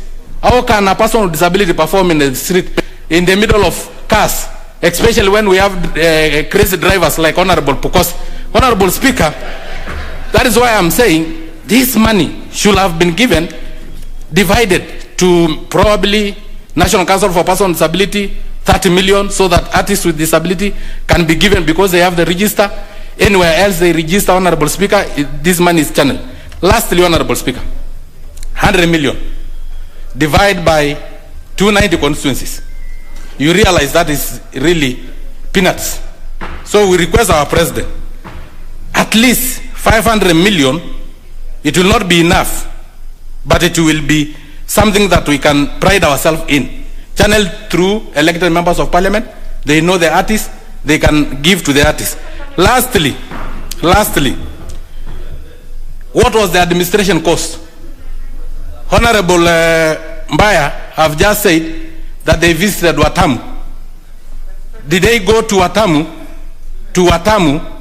and to enjoy the money that was supposed to go to the artists? Because they did not give anybody. What was the allocation of their administrative cost? We need to know. because this money was just spent by those government officers. And we need to really adhere to the World Bank instruction that administrative cost of any fund should be below 15%. Because this one, they use almost all the money in administration. So thank you very much, Honorable Speaker. I really support, and I think it is high time we support our artists. Honourable members, now, this is not business. Let's not take too much time. Honourable Atandi, 1 minute. Thank you, Honourable Speaker. Honourable Speaker, I just wanted to say that the government does not understand how some of these artists ply their trade. Because if they did, then they would not be allocating a mere 100 million to address as a stopgap measure towards mitigating COVID effects on artists. Honourable Speaker, as an example, where I come from, if you look at the way our artists operate, they are a team. You find a band has more than 50 people. And artists are known. You cannot say that because now you want to mitigate on these COVID issues, then now you want to start inviting artists. Then people begin to become artists. Even me, I would become an artist. So I think the government needs to really find a way of mitigating and helping these artists. I like what the Chair of Finance has said, but that is going to be long term. Short term, we need a new package to help them. These artists, some of them are dying, some of them are dying because they can't pay rent, they can't pay what, Life is very difficult. So I think the Chair, Honorable the MP for Mavoko, can you please try to urge the government to renew a new package for artists so that we can be able to make their lives better as a government. Thank you. I can see the member for Chepalungu has also now known how to request. Thank you, Speaker. This issue about artists, this House should be the first priority to protect artists in Kenya, because most of these artists, they are the ones who are entertain our electorate, and they made us to be here. Almost 80% of the members of parliament, in one way or another, we pass through the hands of artists. Chepalungu is known in Kenya to be the best in terms of Kalenjin and sweet songs. They sing across Rift Valley. The likes of Kipchamba, I know, Honorable Speaker, you once came to our constituency when you were member of parliament, and you were entertained by the late Kipchamba and all the other artists. The biggest trouble on artists is on these organization bodies, the MCSK, the Kenya Association of Music Producers. There is another one called BRISC, and there's another one called, I don't know. These, all of them, they are the biggest trouble, who have taken the largest share of money that could have benefited the artist. Honorable Speaker, on the Skiza tune, you look at like Safaricom, they are remitting the correct figures, but they are remitting this money to the bodies that have signed with the artist. So they take larger share in the name of they are the ones who are fighting for their shares. But in reality, it is the song of the artist that is making them to get the largest share in terms of Skiza tunes. Like right now, in my constituency, Jebunya market is the biggest market. Now, Bomet has been put to be one of the hotspots for corona. While we are getting one person in a week, one person is being mentioned to be among those who have been contacted corona. So the market has been shifted to the next neighboring county, that is Narok County. 300 meters away from Chebunya market, there's a new market. So we cannot have these guys entertaining people in Chebunya. They have now gone to Narok County, which is not our mother country.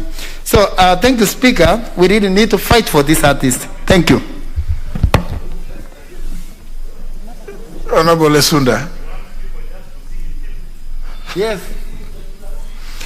Now, I think members, since all of you have now, if you take that route, every village you will find all manner of clowns performing all manner of things. Thank you, Mr. Speaker, and I want to thank my colleague, Honorable Bokiare, for asking this question, and I just wanted to point out two things. One is that 100 million, as my colleagues have said, is a drop in the ocean. This was a one-off of 10,000 Kenya shillings, and Corona has been here now with us for over a year.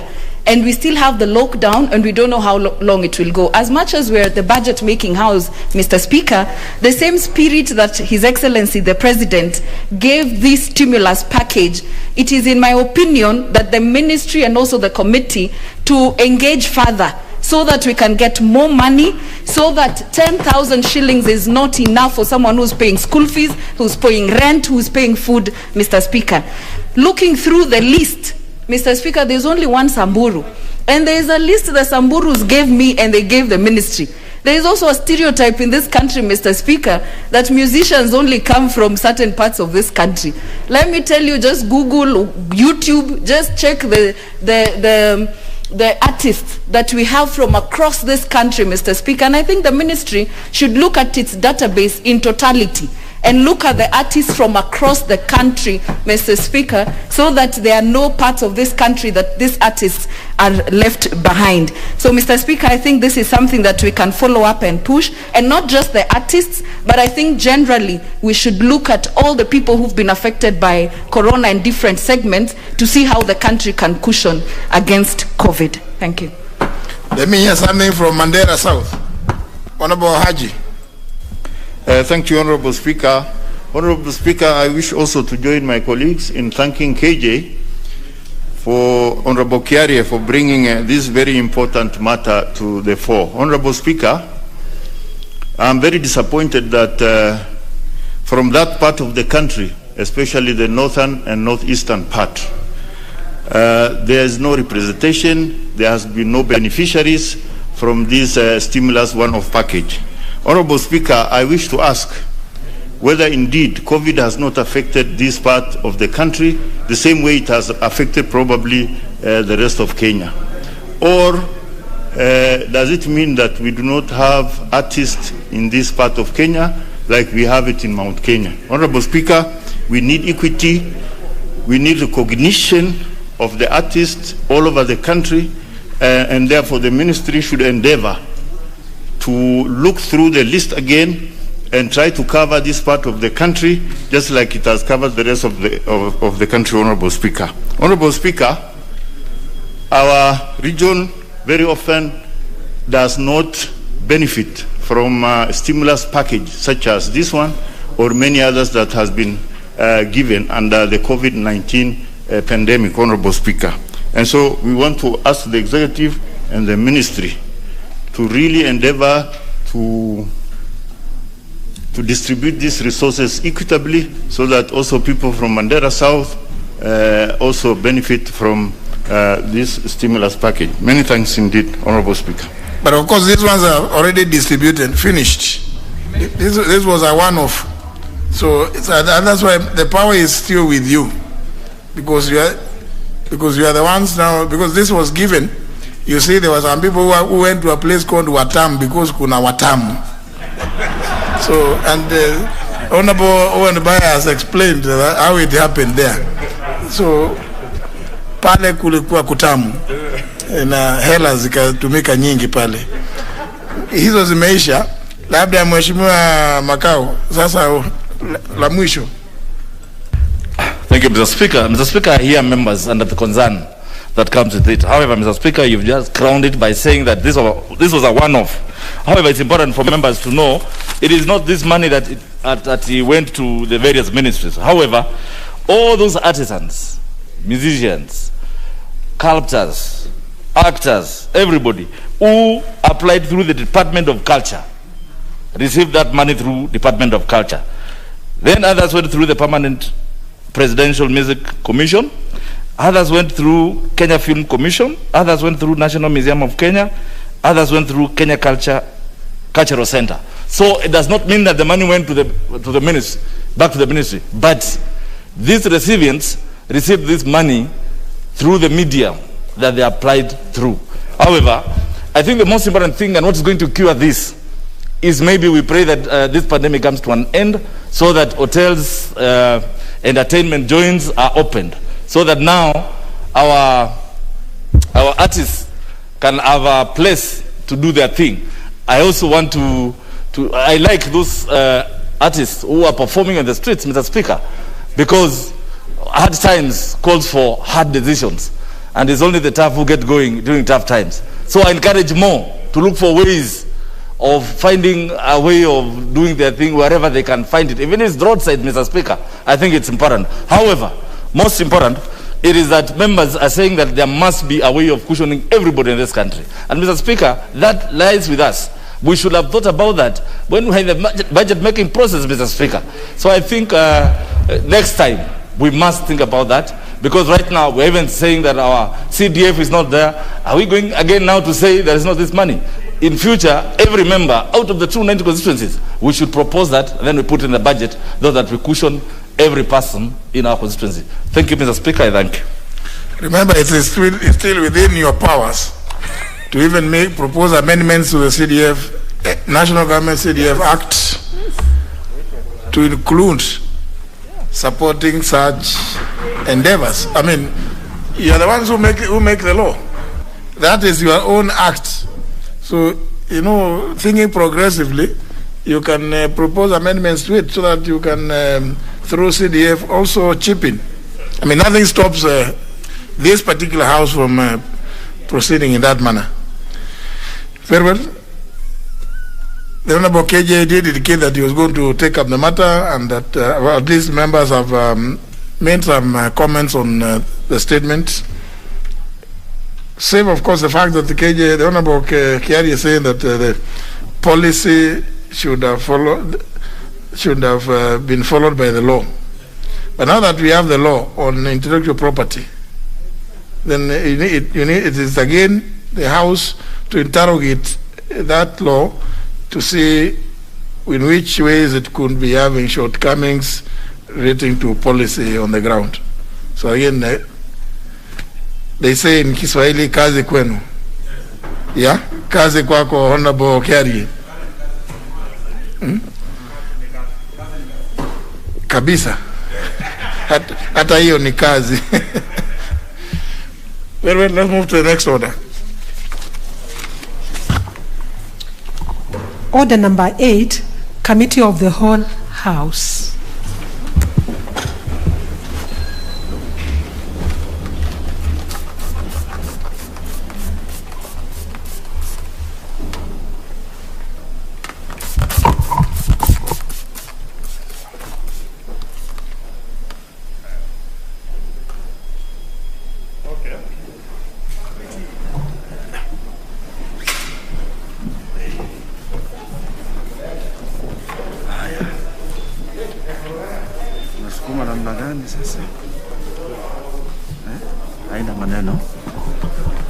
Honorable members, order. We are now in Committee of the Whole House to consider the Public-Private Partnership Bill, National Assembly Bill number 6 of 2021.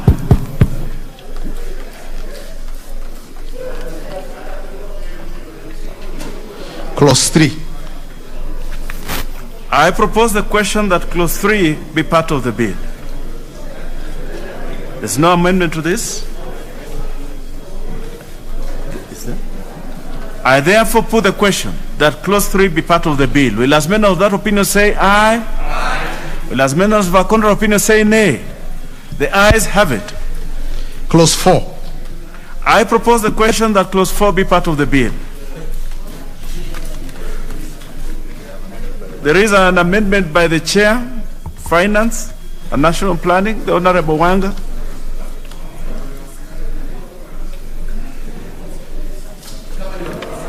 Thank you, Honorable Chair. Honorable Chair, I beg to move that Clause 4 be amended as indicated on the order paper.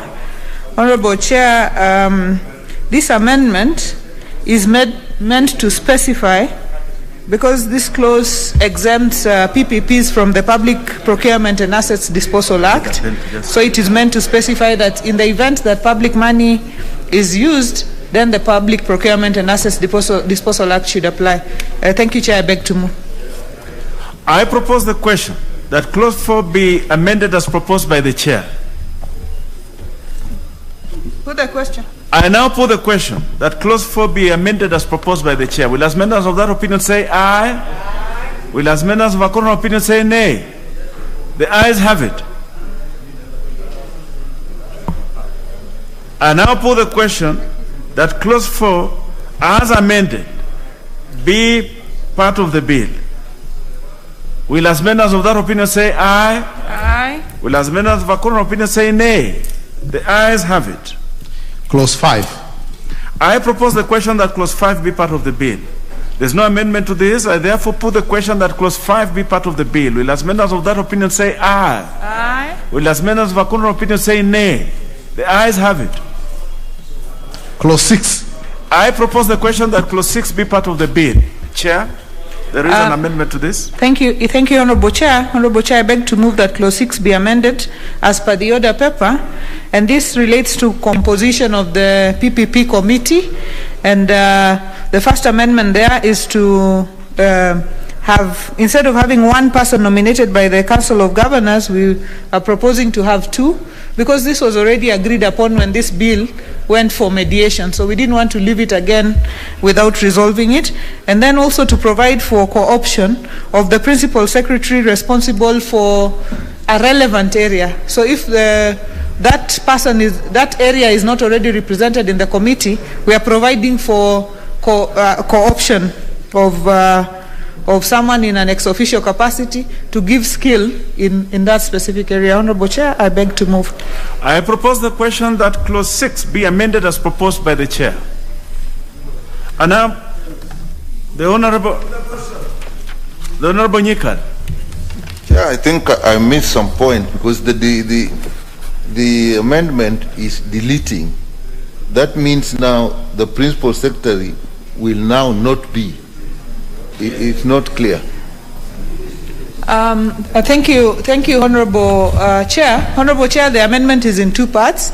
The first part, B, deleting paragraph C is removing the principal secretary in charge of industrialization. What we are saying is that you could easily have all principal secretaries in that committee. But we are saying, let's have the one for finance and the one for planning, then the rest be co-opted on a needs basis. So that's what that amendment is trying to do, Honorable Chair. Very well. Honorable members, I now put the question that clause 6 as amended be amended as proposed by the chair. Will as members of that opinion say aye? Will as members of a contrary opinion say nay? The ayes have it. I now put the question that clause 6 as amended be part of the bill. Will as members of that opinion say aye? Aye. Honorable members, I'll have a retake on that. Just pay a little attention, please. I now put the question that clause 6 as amended be part of the bill. Will as members of that opinion say aye? Aye. Will as members of a contrary opinion say nay? The ayes have it. Clauses 7 and 8. I propose the question that clauses 7 and 8 be part of the bill. There are no amendments to this. I therefore put the question that clauses 7 and 8 be part of the bill. Will as members of that opinion say aye? Will as members of a contrary opinion say nay? Ayes have it. Clause 9. I propose the question that clause 9 be part of the bill. Chair? Thank you, Honorable Chair. Honorable Chair, I beg to move that clause 9 be amended as per the order paper. And this is relates to vacation of office. And B there says is otherwise unable or unfit to continue serving as a member of the committee. But what the committee is doing is deleting that and saying is removed from office for breach of provisions of Chapter 6 of the Constitution or deregistered by a professional body for professional misconduct. So we are trying to be a bit more specific as to the reasons for vacation of office. And then also there are some offenses that are listed in clause 78. So we are also bringing those offenses that if you are convicted of an offense under section 78 of the Act, then you would be also vacating office. So, Honorable Chair, I beg to move. I propose the question that clause 9 be amended as proposed by the chair. I now put the question that clause 9 be amended as proposed by the chair. Will as members of that opinion say aye? Aye. Will as members of a contrary opinion say nay? The ayes have it. I now put the question that clause 9 as amended be part of the bill. Will as members of that opinion say aye? Aye. Will as members of a contrary opinion say nay? The ayes have it. Clauses 10, 11, 12, 13, 14, and 15. I propose the question that clauses 10, 11, 12, 13, 14, and 15 be part of the bill.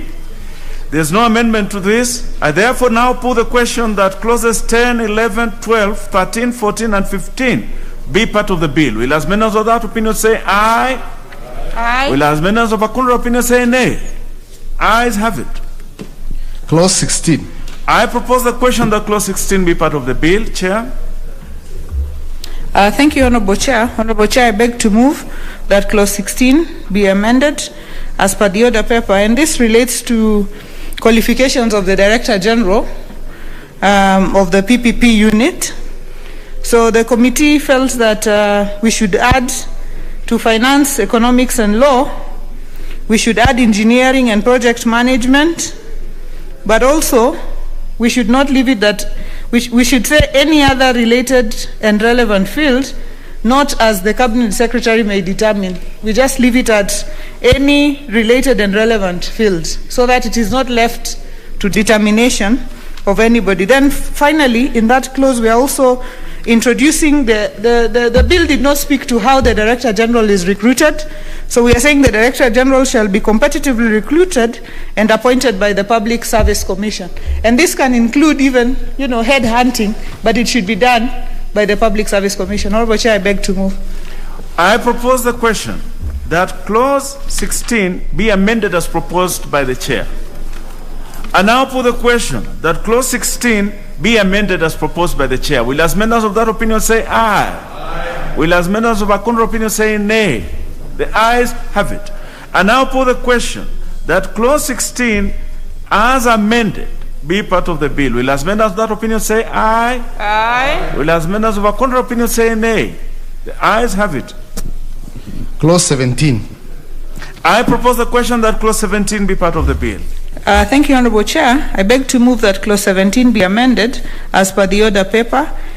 And Honorable Chair, here what we are trying to do is recruitment of staff.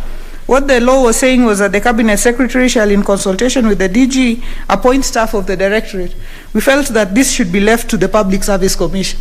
So what the amendment is saying is that this staff should be appointed subject to Section 31 and 37 of the Public Service Commission Act. So, and then we delete subsection 2, which says that the staff of the Directorate shall be appointed on such terms and for such period as the Cabinet Secretary may determine. We want all that to be done in line with the Public Service Commission Act. I beg to move, Honorable Chair. I propose the question that clause 17 be amended as proposed by the chair. I now put the question that clause 17 be amended as proposed by the chair. Will as members of that opinion say aye? Aye. Will as members of a contrary opinion say nay? The ayes have it. I now put the question that clause 17 as amended be part of the bill. Will as members of that opinion say aye? Aye. Will as members of a contrary opinion say nay? The ayes have it. Clause 18. I propose the question that clause 18 be part of the bill. There's no amendment to this. I therefore now put the question that clause 18 be part of the bill. Will as members of that opinion say aye? Aye. Will as members of a contrary opinion say nay? The ayes have it. Clause 19. I propose the question that clause 19 be part of the bill. Chair. Thank you, Honorable Chair. I beg to move that clause 19 be amended as per the order paper. Honorable Chair, what this amendment is doing is putting some clarity, because this relates to functions of the Directorate. So if you look at C, it says leading contracting authorities in project structuring, procurement, tender evaluation, contract negotiation, and deal closure. The contracting authority is, for example, an institution such as Kenha, if you take an example. So there must be clarity as to who conducts procurement. So the division that we are making is to say that the directorate at the PPP, which is at Treasury, will guide and advise contracting authorities in project structuring, procurement, and evaluation, so that their role is only related to guiding. But then will lead contracting authorities in contract negotiations and deal closure, because that's the work now of the PPP unit, to negotiate now with willing partners and close deals, but not to lead procurement. Procurement is with the contracting authority, with guidance of the PPP unit, but deal closure and negotiation is with the PPP unit. I beg to move, Honorable Chair. I propose the question that Clause 19 be amended as proposed by the Chair. I now put the question that Clause 19 be amended as proposed by the Chair. Will as many of that opinion say aye? Aye. Will as many of our contrary opinion say nay? The ayes have it. I now put the question that Clause 19 as amended be part of the bill. Will as many of that opinion say aye? Aye. Will as many of our contrary opinion say nay? The ayes have it. Clause 20. I propose the question that Clause 20 be part of the bill. I now put the question that Clause 20, there being no amendment, be part of the bill. Will as many of that opinion say aye? Aye. Will as many of our contrary opinion say nay? The ayes have it. Clause 21. I propose the question that Clause 21 be part of the bill. Chair? Thank you, Honorable Chair. Honorable Chair, I beg to move that Clause 21 be amended as proposed on the order paper. Our Chair, this is fundamental, because what we are saying, Clause 21, is about PPP arrangements. But what the committee is proposing here is that any PPP arrangement should not go beyond a period exceeding 30 years. So that it can be less, but it should not be more than 30 years. It should not be more than a generation. So that no generation should be responsible for debts for another generation. So, Honorable Chair, this is what the committee is trying to do, to put a cap to any PPP, so that the period within which money should be recovered in a PPP should not go beyond 30 years. But it could be 10 years, it could be 5 years, it could be 3 years, but nobody should put a PPP of 50 years or 40 years or longer than a generation. I beg to move, Honorable Chair. I propose a question that Clause 21 be amended as proposed by the Chair. The Honorable Nyikal. Chair, I rise to support that, but I would just like some clarification. If you get into a situation where you actually get to 30 years and what was recovered has not been recovered, is there provision elsewhere that deals with that kind of eventuality? Chair? Thank you, Honorable Chair. Honorable Chair, I think Honorable Nikal's point is valid, and there is a section of the bill that deals with application for extension. So if in the event that you haven't recovered, then you now apply for extension. The Honorable Bayaya. Well, I support the amendment, but my fears are like what Kikal is saying. Currently in this country, if you're looking at mortgage goes up to 30 years. But that's not a very big project. We are dealing with PPP are coming in to look at big projects that will require huge financing, and repayment period might be longer. And therefore, I think it will not be very prudent to put a cap of 30 years.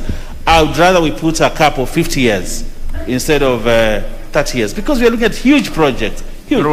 People in this country pay for mortgage for 25 years. The Honorable... Why do you want to cap a PPP at that level of only 30 years? We need to relook at that law. Very well, the Honorable Bayaya. The Honorable Obo Mohammed, member for Lamu, you had something to say to this? Not on this one. Thank you. Very well. Honorable members, then let me... The honorable leader of majority. Honorable members, if you want to say something, kindly just engage the intervention. Engage the intervention. I'll be able to see it. The Honorable Leader of Majority. Yeah, thank you, Chair. I have taken sentiments from members who have expressed that 30 years may be short, but 30 years is a long time. And I think what we need to figure out, and I think in response to what Honorable Nyikaro was saying, at the point of the project identification and negotiation, all those numbers will be taken into account at that point. But 30 years protects the public interest in this project. Because 30 years it's almost 1.5 generations. And even within our constitution, if you recall, we on the issue of debt, the constitution requires to balance between current generations and future generations. And hence, because these have an inbuilt contingent liability, you really want to balance between, we need to be cognizant of that requirement within our constitution, that we need to protect the commitments that affect future generations. So I think 30 years is a good balance. The Honorable Makali Mulu.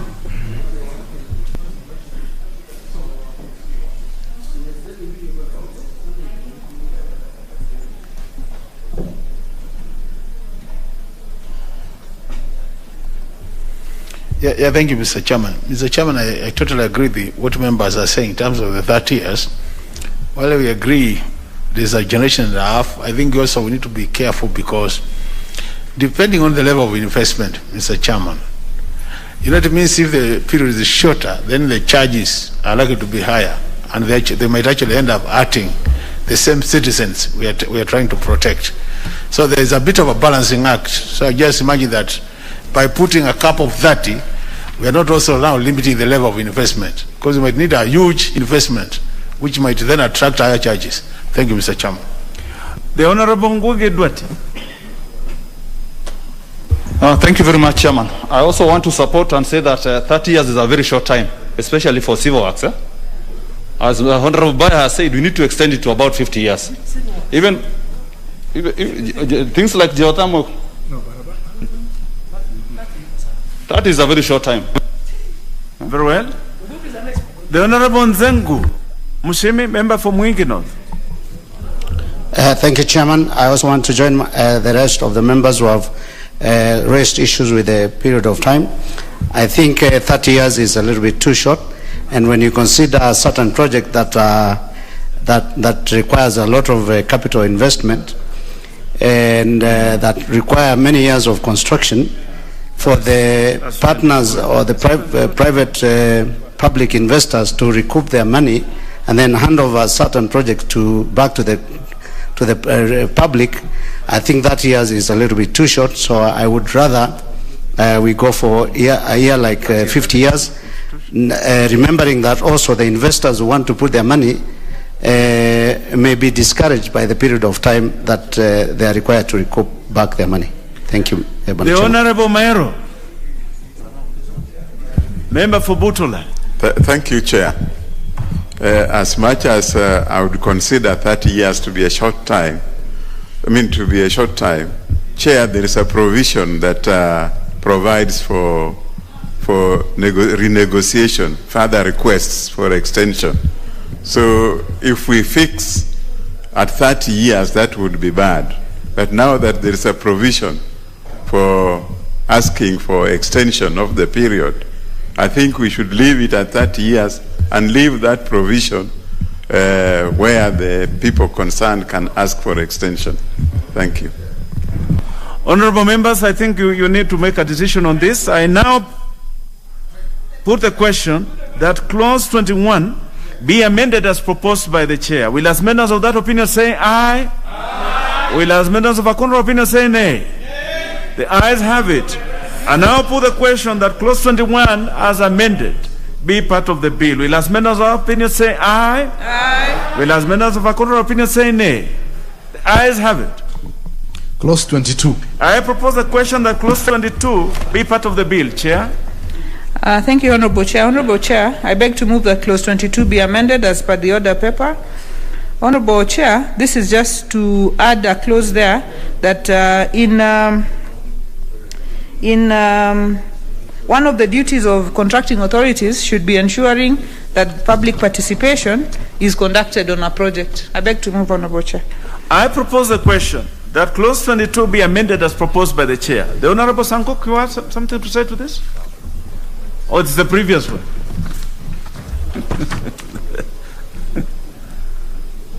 The Honorable Sankok. I really wanted to contribute to the previous one. The previous so one. this one, I support the way it is. You have already passed it. Yes. The Honorable Makali Mulu.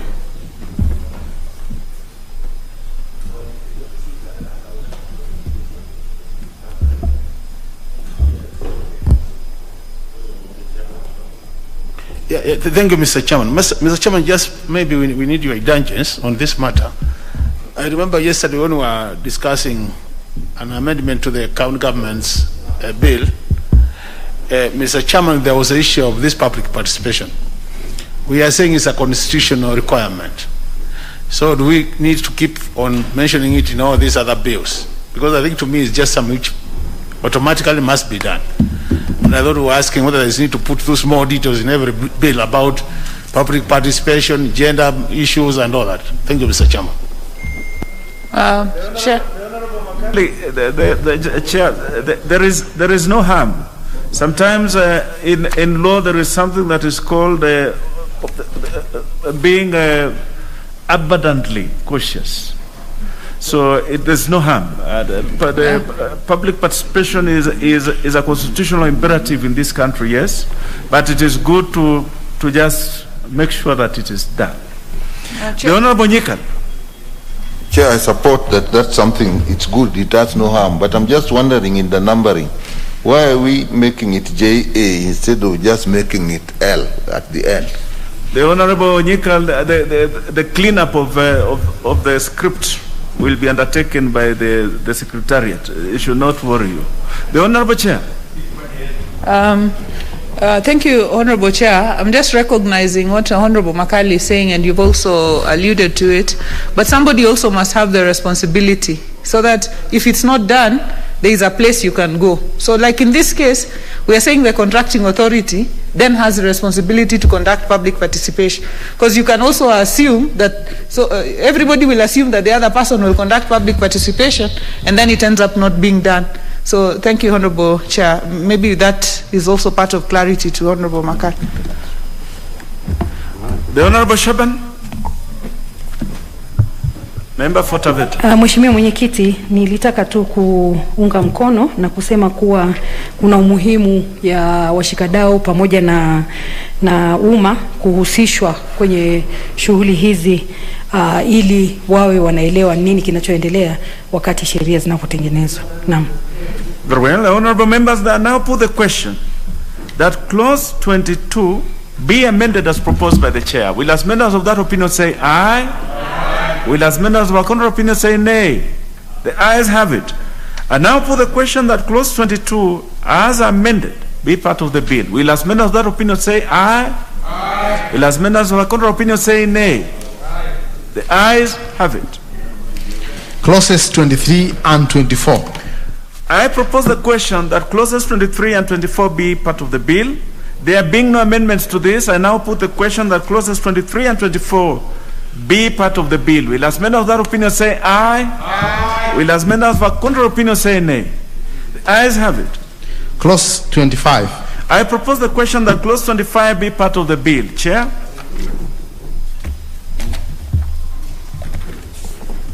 Thank you, Honorable Chair. Honorable Chair, I beg to move that clause 25 be amended as per the order paper. And this is to ensure that any projects that are listed, this regards submission of project lists, that any projects that are listed are part of the national development agenda. So that if right now we are talking about a space of the Big Four and we have our national priorities, we should not come up with a project that is completely outside our priorities and put it in the project list. So this is to just ensure that national government is online. But then also it says that subsection 4, that the Directorate shall notify the committee, the Cabinet Secretary and Cabinet periodically on all projects. Periodically is not a period. So we have decided to say biannually to specify it. So, Honorable Chair, I beg to move. I propose a question that clause 25 be amended as proposed by the chair. Honorable members, I now put the question that clause 25 be amended as proposed by the chair. Will as members of that opinion say aye? Aye. Will as members of a contrary opinion say nay? The ayes have it. I now put the question that clause 25 as amended be part of the bill. Will as members of that opinion say aye? Aye. Will as members of a contrary opinion say nay? The ayes have it. Clause 26. I propose the question that clause 26 be part of the bill. Chair, you have an amendment to this.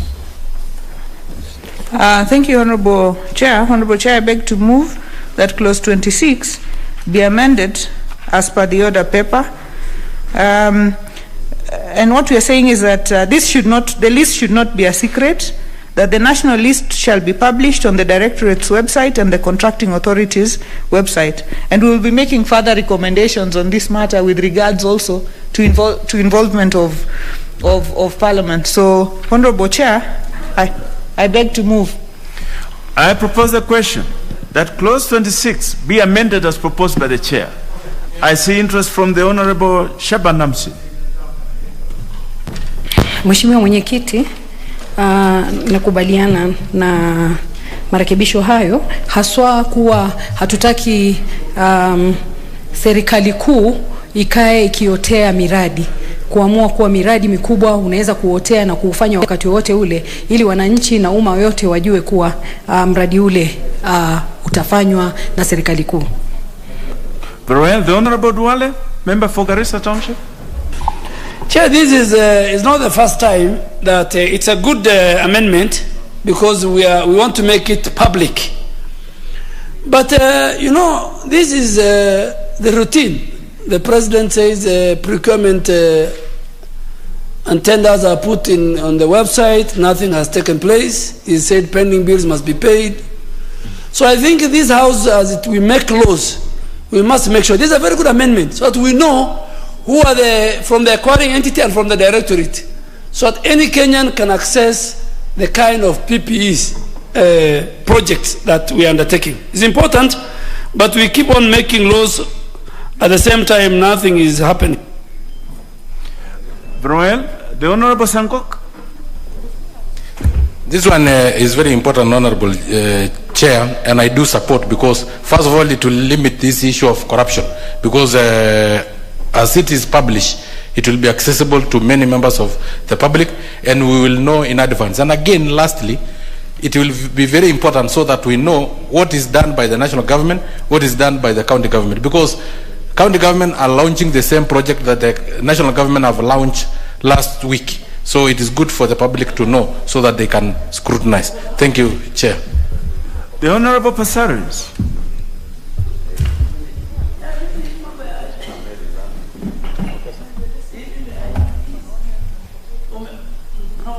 Could you rekey in the Honorable Passaris, member for Nairobi?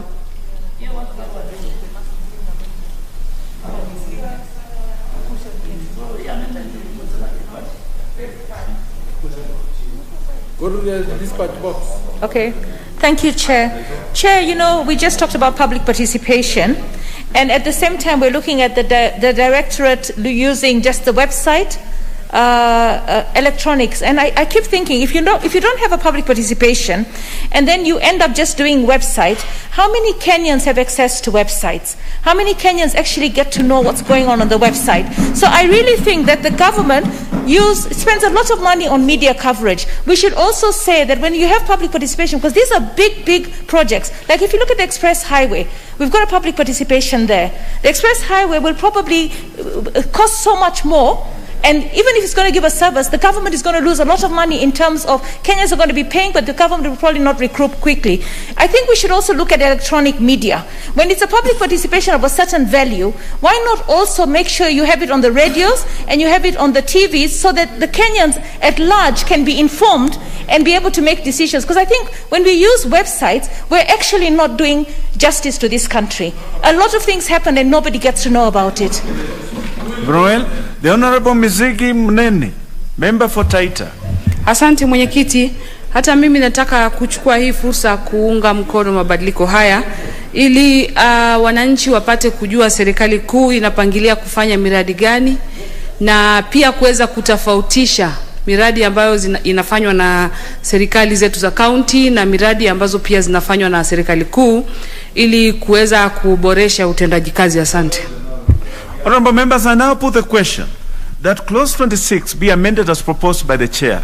Will as members of that opinion say aye? Aye. Will as members of our contrary opinion say nay?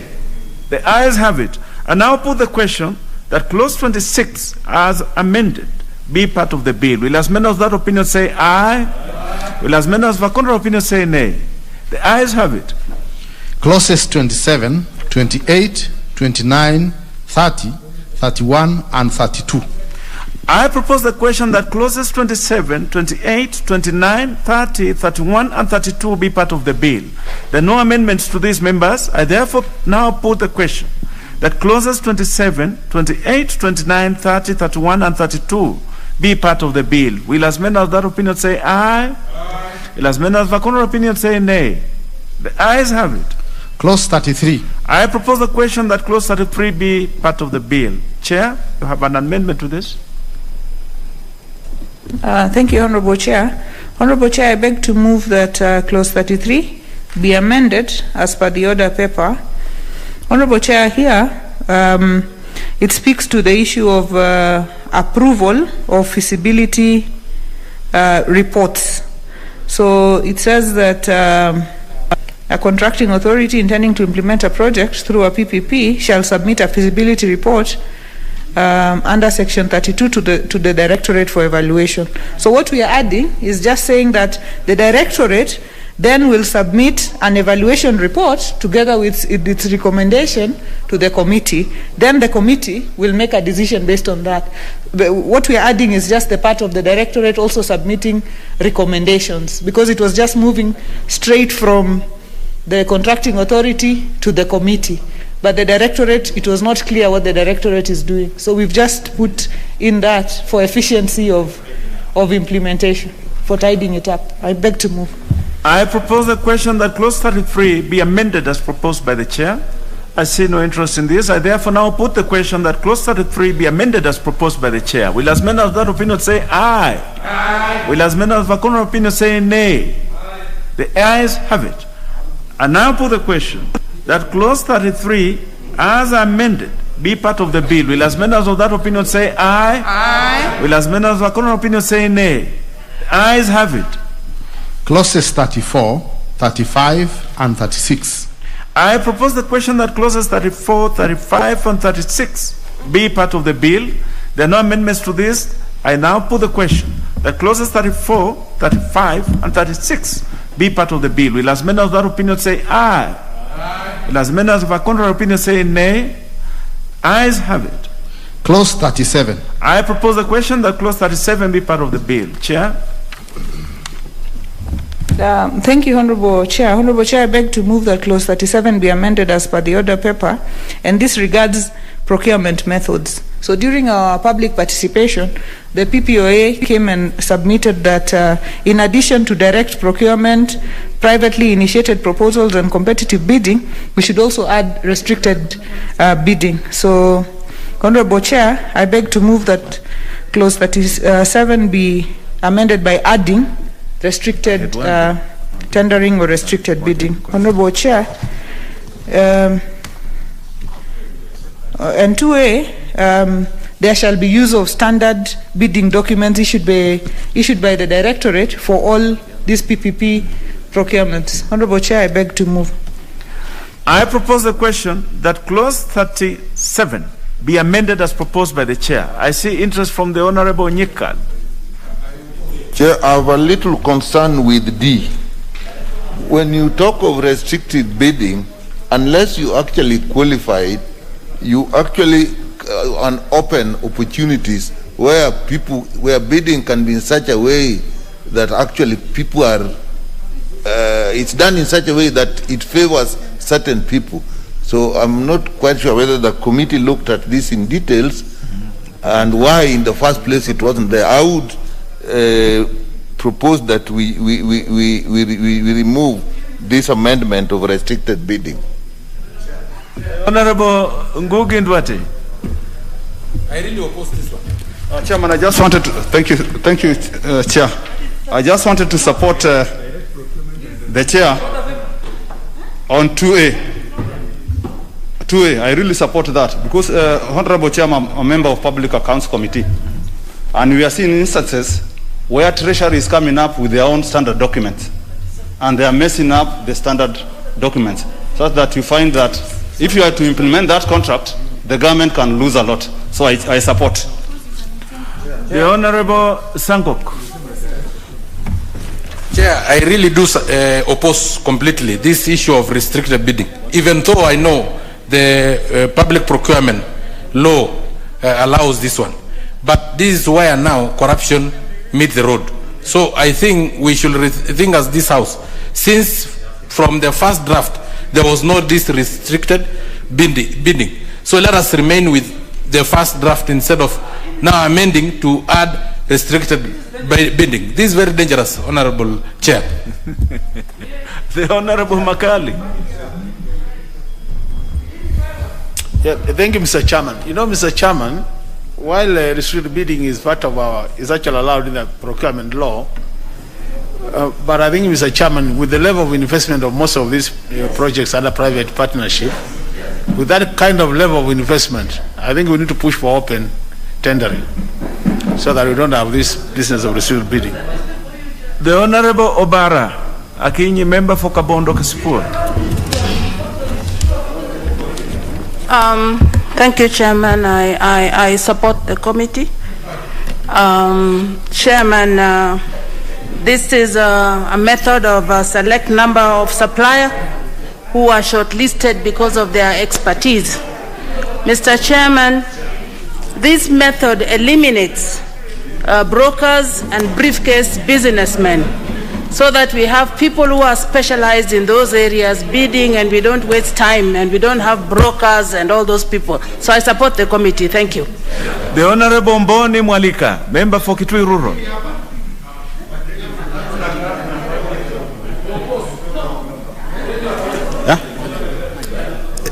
Thank you, Chair. I support this amendment because restricted tendering occurs when there are very few suppliers to on services or goods, and they rarely occur actually, but at times they can occur. So it's very important to provide for them, so that when we have very few suppliers for this project, then we can have this method being used. Thank you, Chair. The Honorable Mbadi John, member for Suba, leader of minority. Chair, I think we need to also understand public-private partnership. You know, if you find there are people with Mr. Chairman, I wish Honorable member, the Honorable Sankok could listen. The Honorable Sankok, kindly listen to the others also. They listen to and you. We are still in Parliament, by the way, even though it is committee of the whole House. Chair, you know, when you want to develop a project through this initiative, there could be individuals who have money and can do it. It's not something that you float like any other tender or supplies of goods and services. This is something you can particularly target individuals who have the capacity to do it. And so you can end up with a restricted tender. Restricted tender is not a bad idea, Mr. Chairman, unless abused.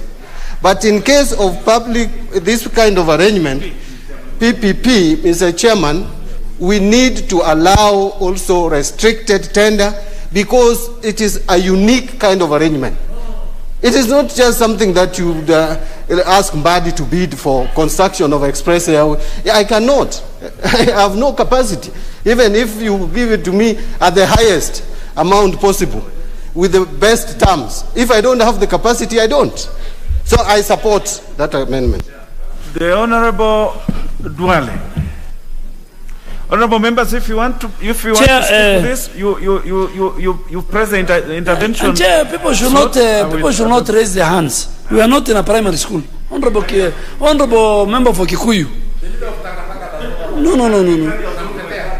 Chair, I think let me bring. I had the same worry about this amendment But if you look at the new clause 44A, if members have I think that solves our worry for those of us who wanted to oppose.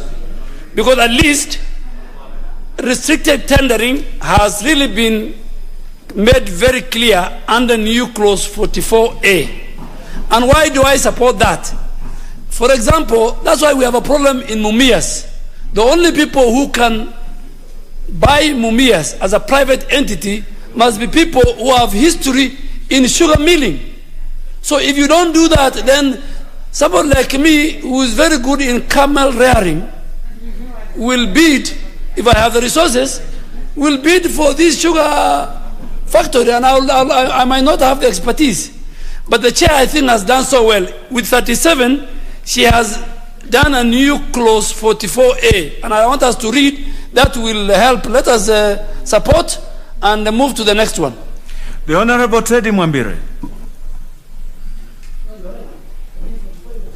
Chair, thank you very much. I'm in support of the amendment, Chair, because I think even in the guidelines normally give restricted tendering with a certain amount. It is not all the amount that will be taken through restricted tendering, Mr. Chairman. So let members not be having any worry, because there must be guidelines for that, and we need to accept such a situation, because even those companies which will bid must be pre-qualified. So it is not anybody to be just making application or to bid. So I think the need of having companies pre-qualifying is to also be accepted when it comes to a certain amount, whereby someone can just bid, can be called to bid for a restricted tender. Thank you very much. The Honorable Mbai Mbithuka, member for Kitui East. Thank you, Mr. Chair. Chair, I support the committee for the good work they've done, but matters restricted tendering, Chair, I do oppose, because this is an avenue for giving individuals, one individual or two individuals, Chair, to make a decision which involves some big sums of money. And I would also, because it's a good gesture, I would suggest that we get an amendment that restricted tendering will only come after evaluation. It will only come after pre-qualification, because it's at the pre-qualification level where these companies are checked through, and you can tell which is better, which has papers, which has this kind of history, and that's how to work, Mr. Chair. But we can't go straight. Even the current law that provides restricted tendering, this comes from a list of companies which have been already pre-qualified through a procurement process, Chair. Thank you. Very well. The Honorable Leader of Majority. Honorable Chair, I really support the committee on this, and I think what members on the committee need to appreciate is that this amendment is not coming in isolation. If you look at your order paper, you will see there will be a new clause that will be introduced. Once we agree to this, there will be a new clause that will be a new 44A that defines the circumstances under which the restricted tendering will take place. And the sentiments that have been expressed by the members are all captured. And in terms of, it's so complex, it's specialized, the time and cost, and if there is evidence to show that there is only a few known suppliers. And I want to give Honorable Chair just that when we were doing the optic fiber cable, the East Africa Marine Systems, there was only 2 companies that could do the surveying for the cable. But if you advertised, you will get all manner of brokers who will say they will do it. Then they will go negotiating with those 2, right? And you might end up with one of the brokers who will not even end up doing it. But by knowing that globally there are only 2 companies that can do it, you go to those, you get the time and efficiency, and the cost does not change anyway. So it's in those kind of situations where, you know, for this project, there can only be the following people. And I think that's where it's a variation of the direct procurement, But now you are restricting, but the people must have been pre-qualified, and that's already included there. So let's allow the method. Then when we come to the new clause 44A, members will interrogate and see it's actually be provided for. And I think that's the better route to go than try to lock it out. Very well, Leader of Majority, the Honorable Ishungwa, member for Kikuyu. Thank you, Honorable Speaker. And I want to begin from where the Leader of Majority has stopped at. And that particular case example of the East African Marines cable. If you get all manner of brokers, as the Leader of Majority says, if any of those brokers can offer you a better deal and go and negotiate with those two providers, why not? Because we are talking about public funds being used, and you must ensure that public funds are used in the most prudent and efficient way. I can hear the Leader of Majority saying that these are private funds. It is private funds that private investors are coming to invest in public assets and public goods. At the end of the day, the public will pay through their taxes. When you build a road, you will be charging the public at all for that road. Therefore, Honorable Speaker, I'm not saying that because I want to oppose. I am only saying we should be careful as to what we are doing, Honorable Speaker. If you look at the bill itself, it provides for direct procurement. Direct procurement, to me, is more evil than restricted tendering. But it is the conditions under which you want to allow direct procurement and the conditions under which you want to allow restricted tendering that matter. Honorable Speaker, I would really want to implore on the chair to, when she comes to 44A, and I say this even as a supporter, but I want to ask her, when you look at the bill on direct procurement, it allows you to go for direct procurement if there is an urgent need for the works or services and any other procurement method is impractical. That is a sure avenue to direct corruption, not direct procurement, that provision. The same way when you go to 44A, sub-article B, when it says that you will allow restricted tendering if the time and cost required to examine and evaluate large number of tenders would be disproportionate to the value of works or services to be procured. That again, for me, opens up an avenue for people to manipulate the processes. I would really want to ask the chair, even as a supporter, to consider moving a further amendment to 44A by deleting B, and probably also under direct procurement to remove the issue of urgency. Urgency is created, and Honorable Mbadi has probably suffered under this with IEBC.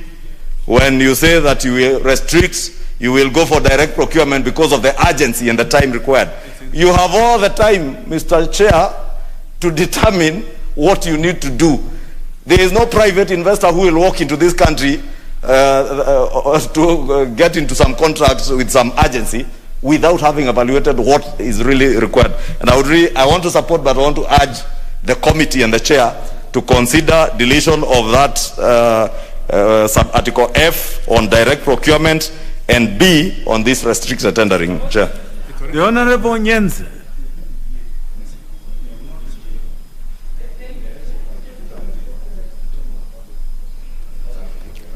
Thank you, Chair. Mine is brief. I just want members to note that all these methods, direct procurement, restricted tendering, are provided for in the Act, in the PPO Act. So if they are provided, even if they are not written here, they are still in the Act and they'll be followed. And if they are in the Act, that means they are proper methods of procurement. Thank you. Honorable members, then allow me to put a question.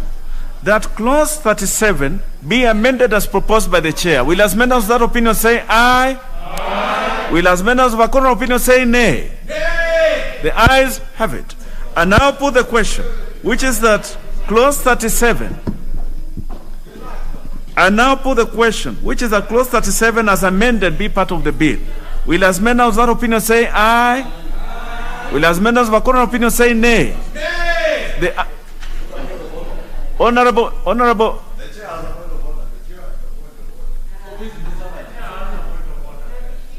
Chair, what is out of order?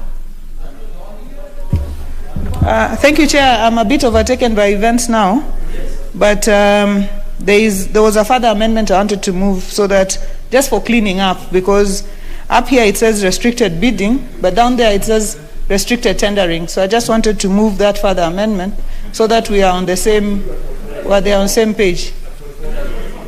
But this is with 37 because this is listing it, and then what is in 44 is the correct one. So we must list the correct one that we are having in 44A. So, Chair, let me advise you. What you will do is we shall recommit so that I will clean it up. I'm much obliged, Chair. Yes. I now put the question, which is that clause 37 as amended be part of the bill. Will as many of that opinion say aye? Will as many of a corner opinion say nay?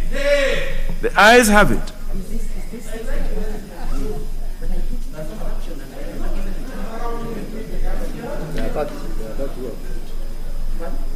Proceed, please. Clauses 38, 39, 40, 41, 42, 43, 44, 45, 46, 47, 48, 49, 50, 51, 52, 53, 54, and 55.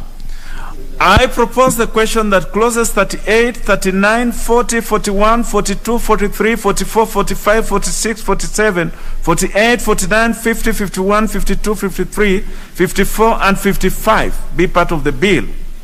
There are no amendments to this. I therefore now put the question that clauses 38, 39, 40, 41, 42, 43, 44, 45, 46, 47, 48, 49, 50, 51, 52, 53, 54, and 55 be part of the bill. Will as many of that opinion say aye? Aye. Will as many of a contrary opinion say nay? The ayes have it. Clause 56. Honorable members, just before I propose that question, honorable members, sometimes the honorable Odwal, I want to inform members that sometimes, of course, you will press. I have 30 members here who are interested in speaking to any one of the issues here. So you cannot quarrel with the chair that he has not given you an opportunity. You will have an opportunity. The Honorable Odwal, do not worry. You will have an opportunity. I now propose the question that clause 56 be part of the bill. Chair? Thank you, Honorable Chair. Honorable Chair, I beg to move that clause 56 be amended as per the order paper, and it's just an issue of numbering and in anticipation of some new clauses. I beg to move, Chair. I propose a question that clause 56 be part of the bill, be amended as proposed by the Chair. The Honorable Odwal Adhiambo.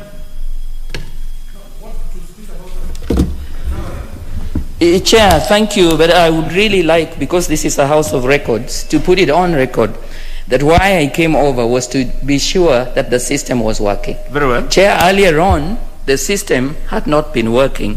And since you advised us to put up our hand, and I did not put up my hand, when you didn't pick me, I had no way of knowing that it was because you had 30 people.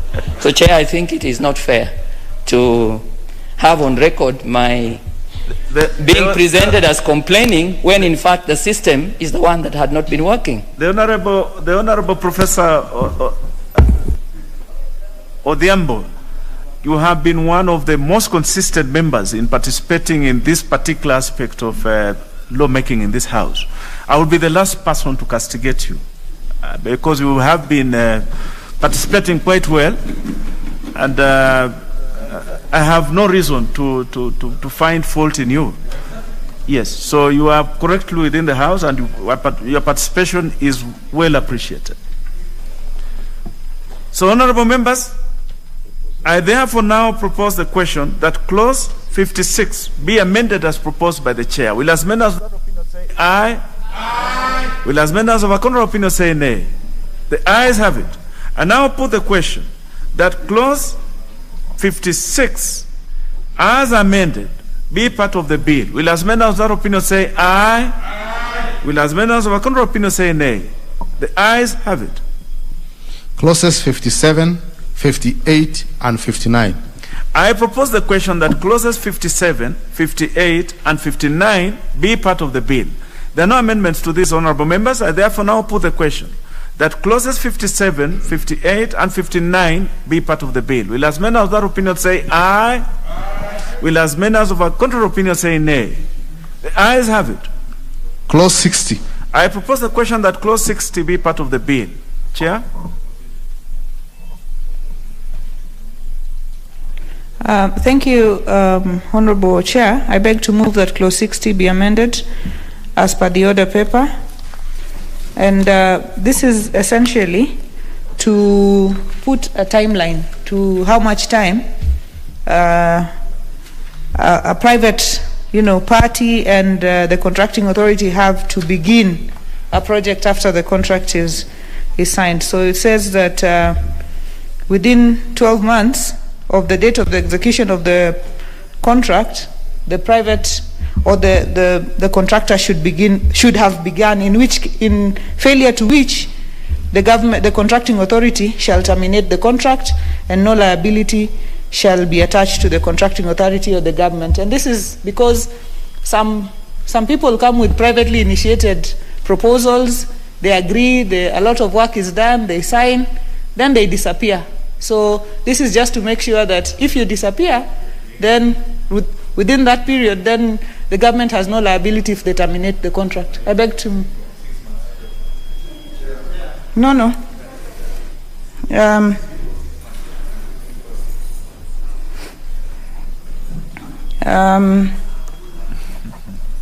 These are new sections. Earlier on, we had thought of 6 months, but we are putting it at 12 months. Thank you, Honorable Chair. I beg to move. I propose the question that clause 56 be amended as proposed by the chair. I see a lot of interest in this. We'll start with the Honorable Mboko, member for Likoni.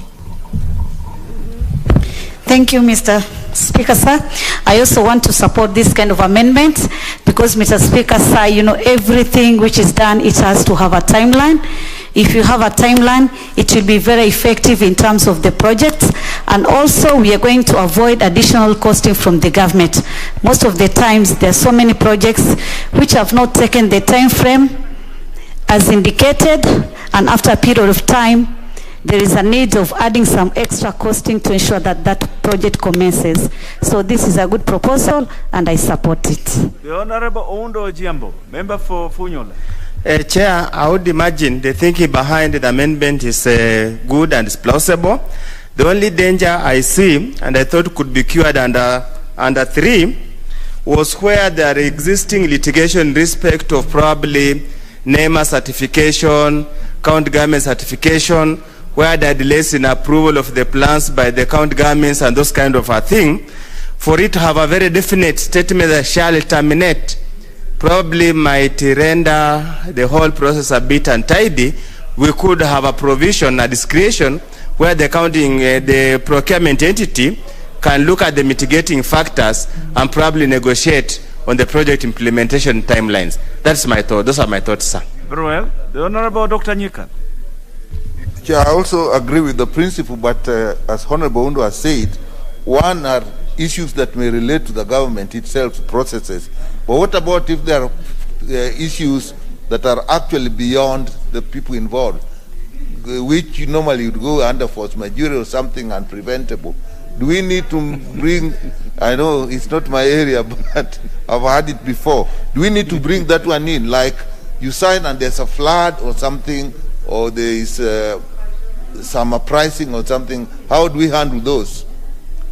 I just wanted to know how those issues can be handled. The Honorable Nyikal, I hear the Honorable Kamala speaking to Shamala speaking to force majeure, and I'll give an opportunity to speak to this. Thank you, Chair. It is my considered opinion that issues of force majeure and unforeseen circumstances would be addressed within the contract. They always are addressed within the contract and not within the legislation. Very well. Very well spoken. The member for Nairobi, the Honorable Pasaris. Thank you, Chair. Chair, I mean, the government is intending to do major, big projects. And if you look, for instance, at Express Highway, to mobilize equipment, to get all the necessary approvals, you would need 12 months. So I support the committee in actually ensuring that it goes to 12 months. But within 12 months, they safeguard the government from legal action by the contractors, which I think the government has got a lot of contracts that they've done, and people have actually extended the contracts. We've seen, like, for instance, Kenya Pipeline and the Zakem issue, pending bills. So when it comes to a public-private partnership, I think it's important to also protect the government and ensure that you have a limited time in which a contractor is supposed to implement the project. So I support the committee. Members, I now put the question that clause 60 be amended as proposed by the chair. Will as members of that opinion say aye? Aye. Will as members of a contrary opinion say nay? The ayes have it. I now put the question that clause 60 as amended be part of the bill. Will as members of that opinion say aye? Aye. Will as members of a contrary opinion say nay? The ayes have it. Clause 61. I propose the question that clause 61 be part of the bill. There's no amendment to these, members. I now put the question that clause 61 be part of the bill. Will as members of that opinion say aye? Aye. Will as members of a contrary opinion say nay? Ayes have it. Clause 62. I propose the question that clause 62 be part of the bill. The Honorable Duale, you remember you have a big post-amended. Oh, I have amendments. Chair, after consulting and looking at this bill in view of my amendment, which was touching on the independent power producers, yes, I have realized that, one, there is an inquiry ordered by the Speaker on this matter, so I'll wait for the recommendation of the Committee of Energy. And secondly, I have also realized that these independent power producers, in fact, theirs is individual contracts with the Ministry of Energy. So it's not per se within the public-private sector framework. So I tend to withdraw all my amendments for now. The Honorable Duale, but they were very exciting. I was personally excited by your proposals. But it is well.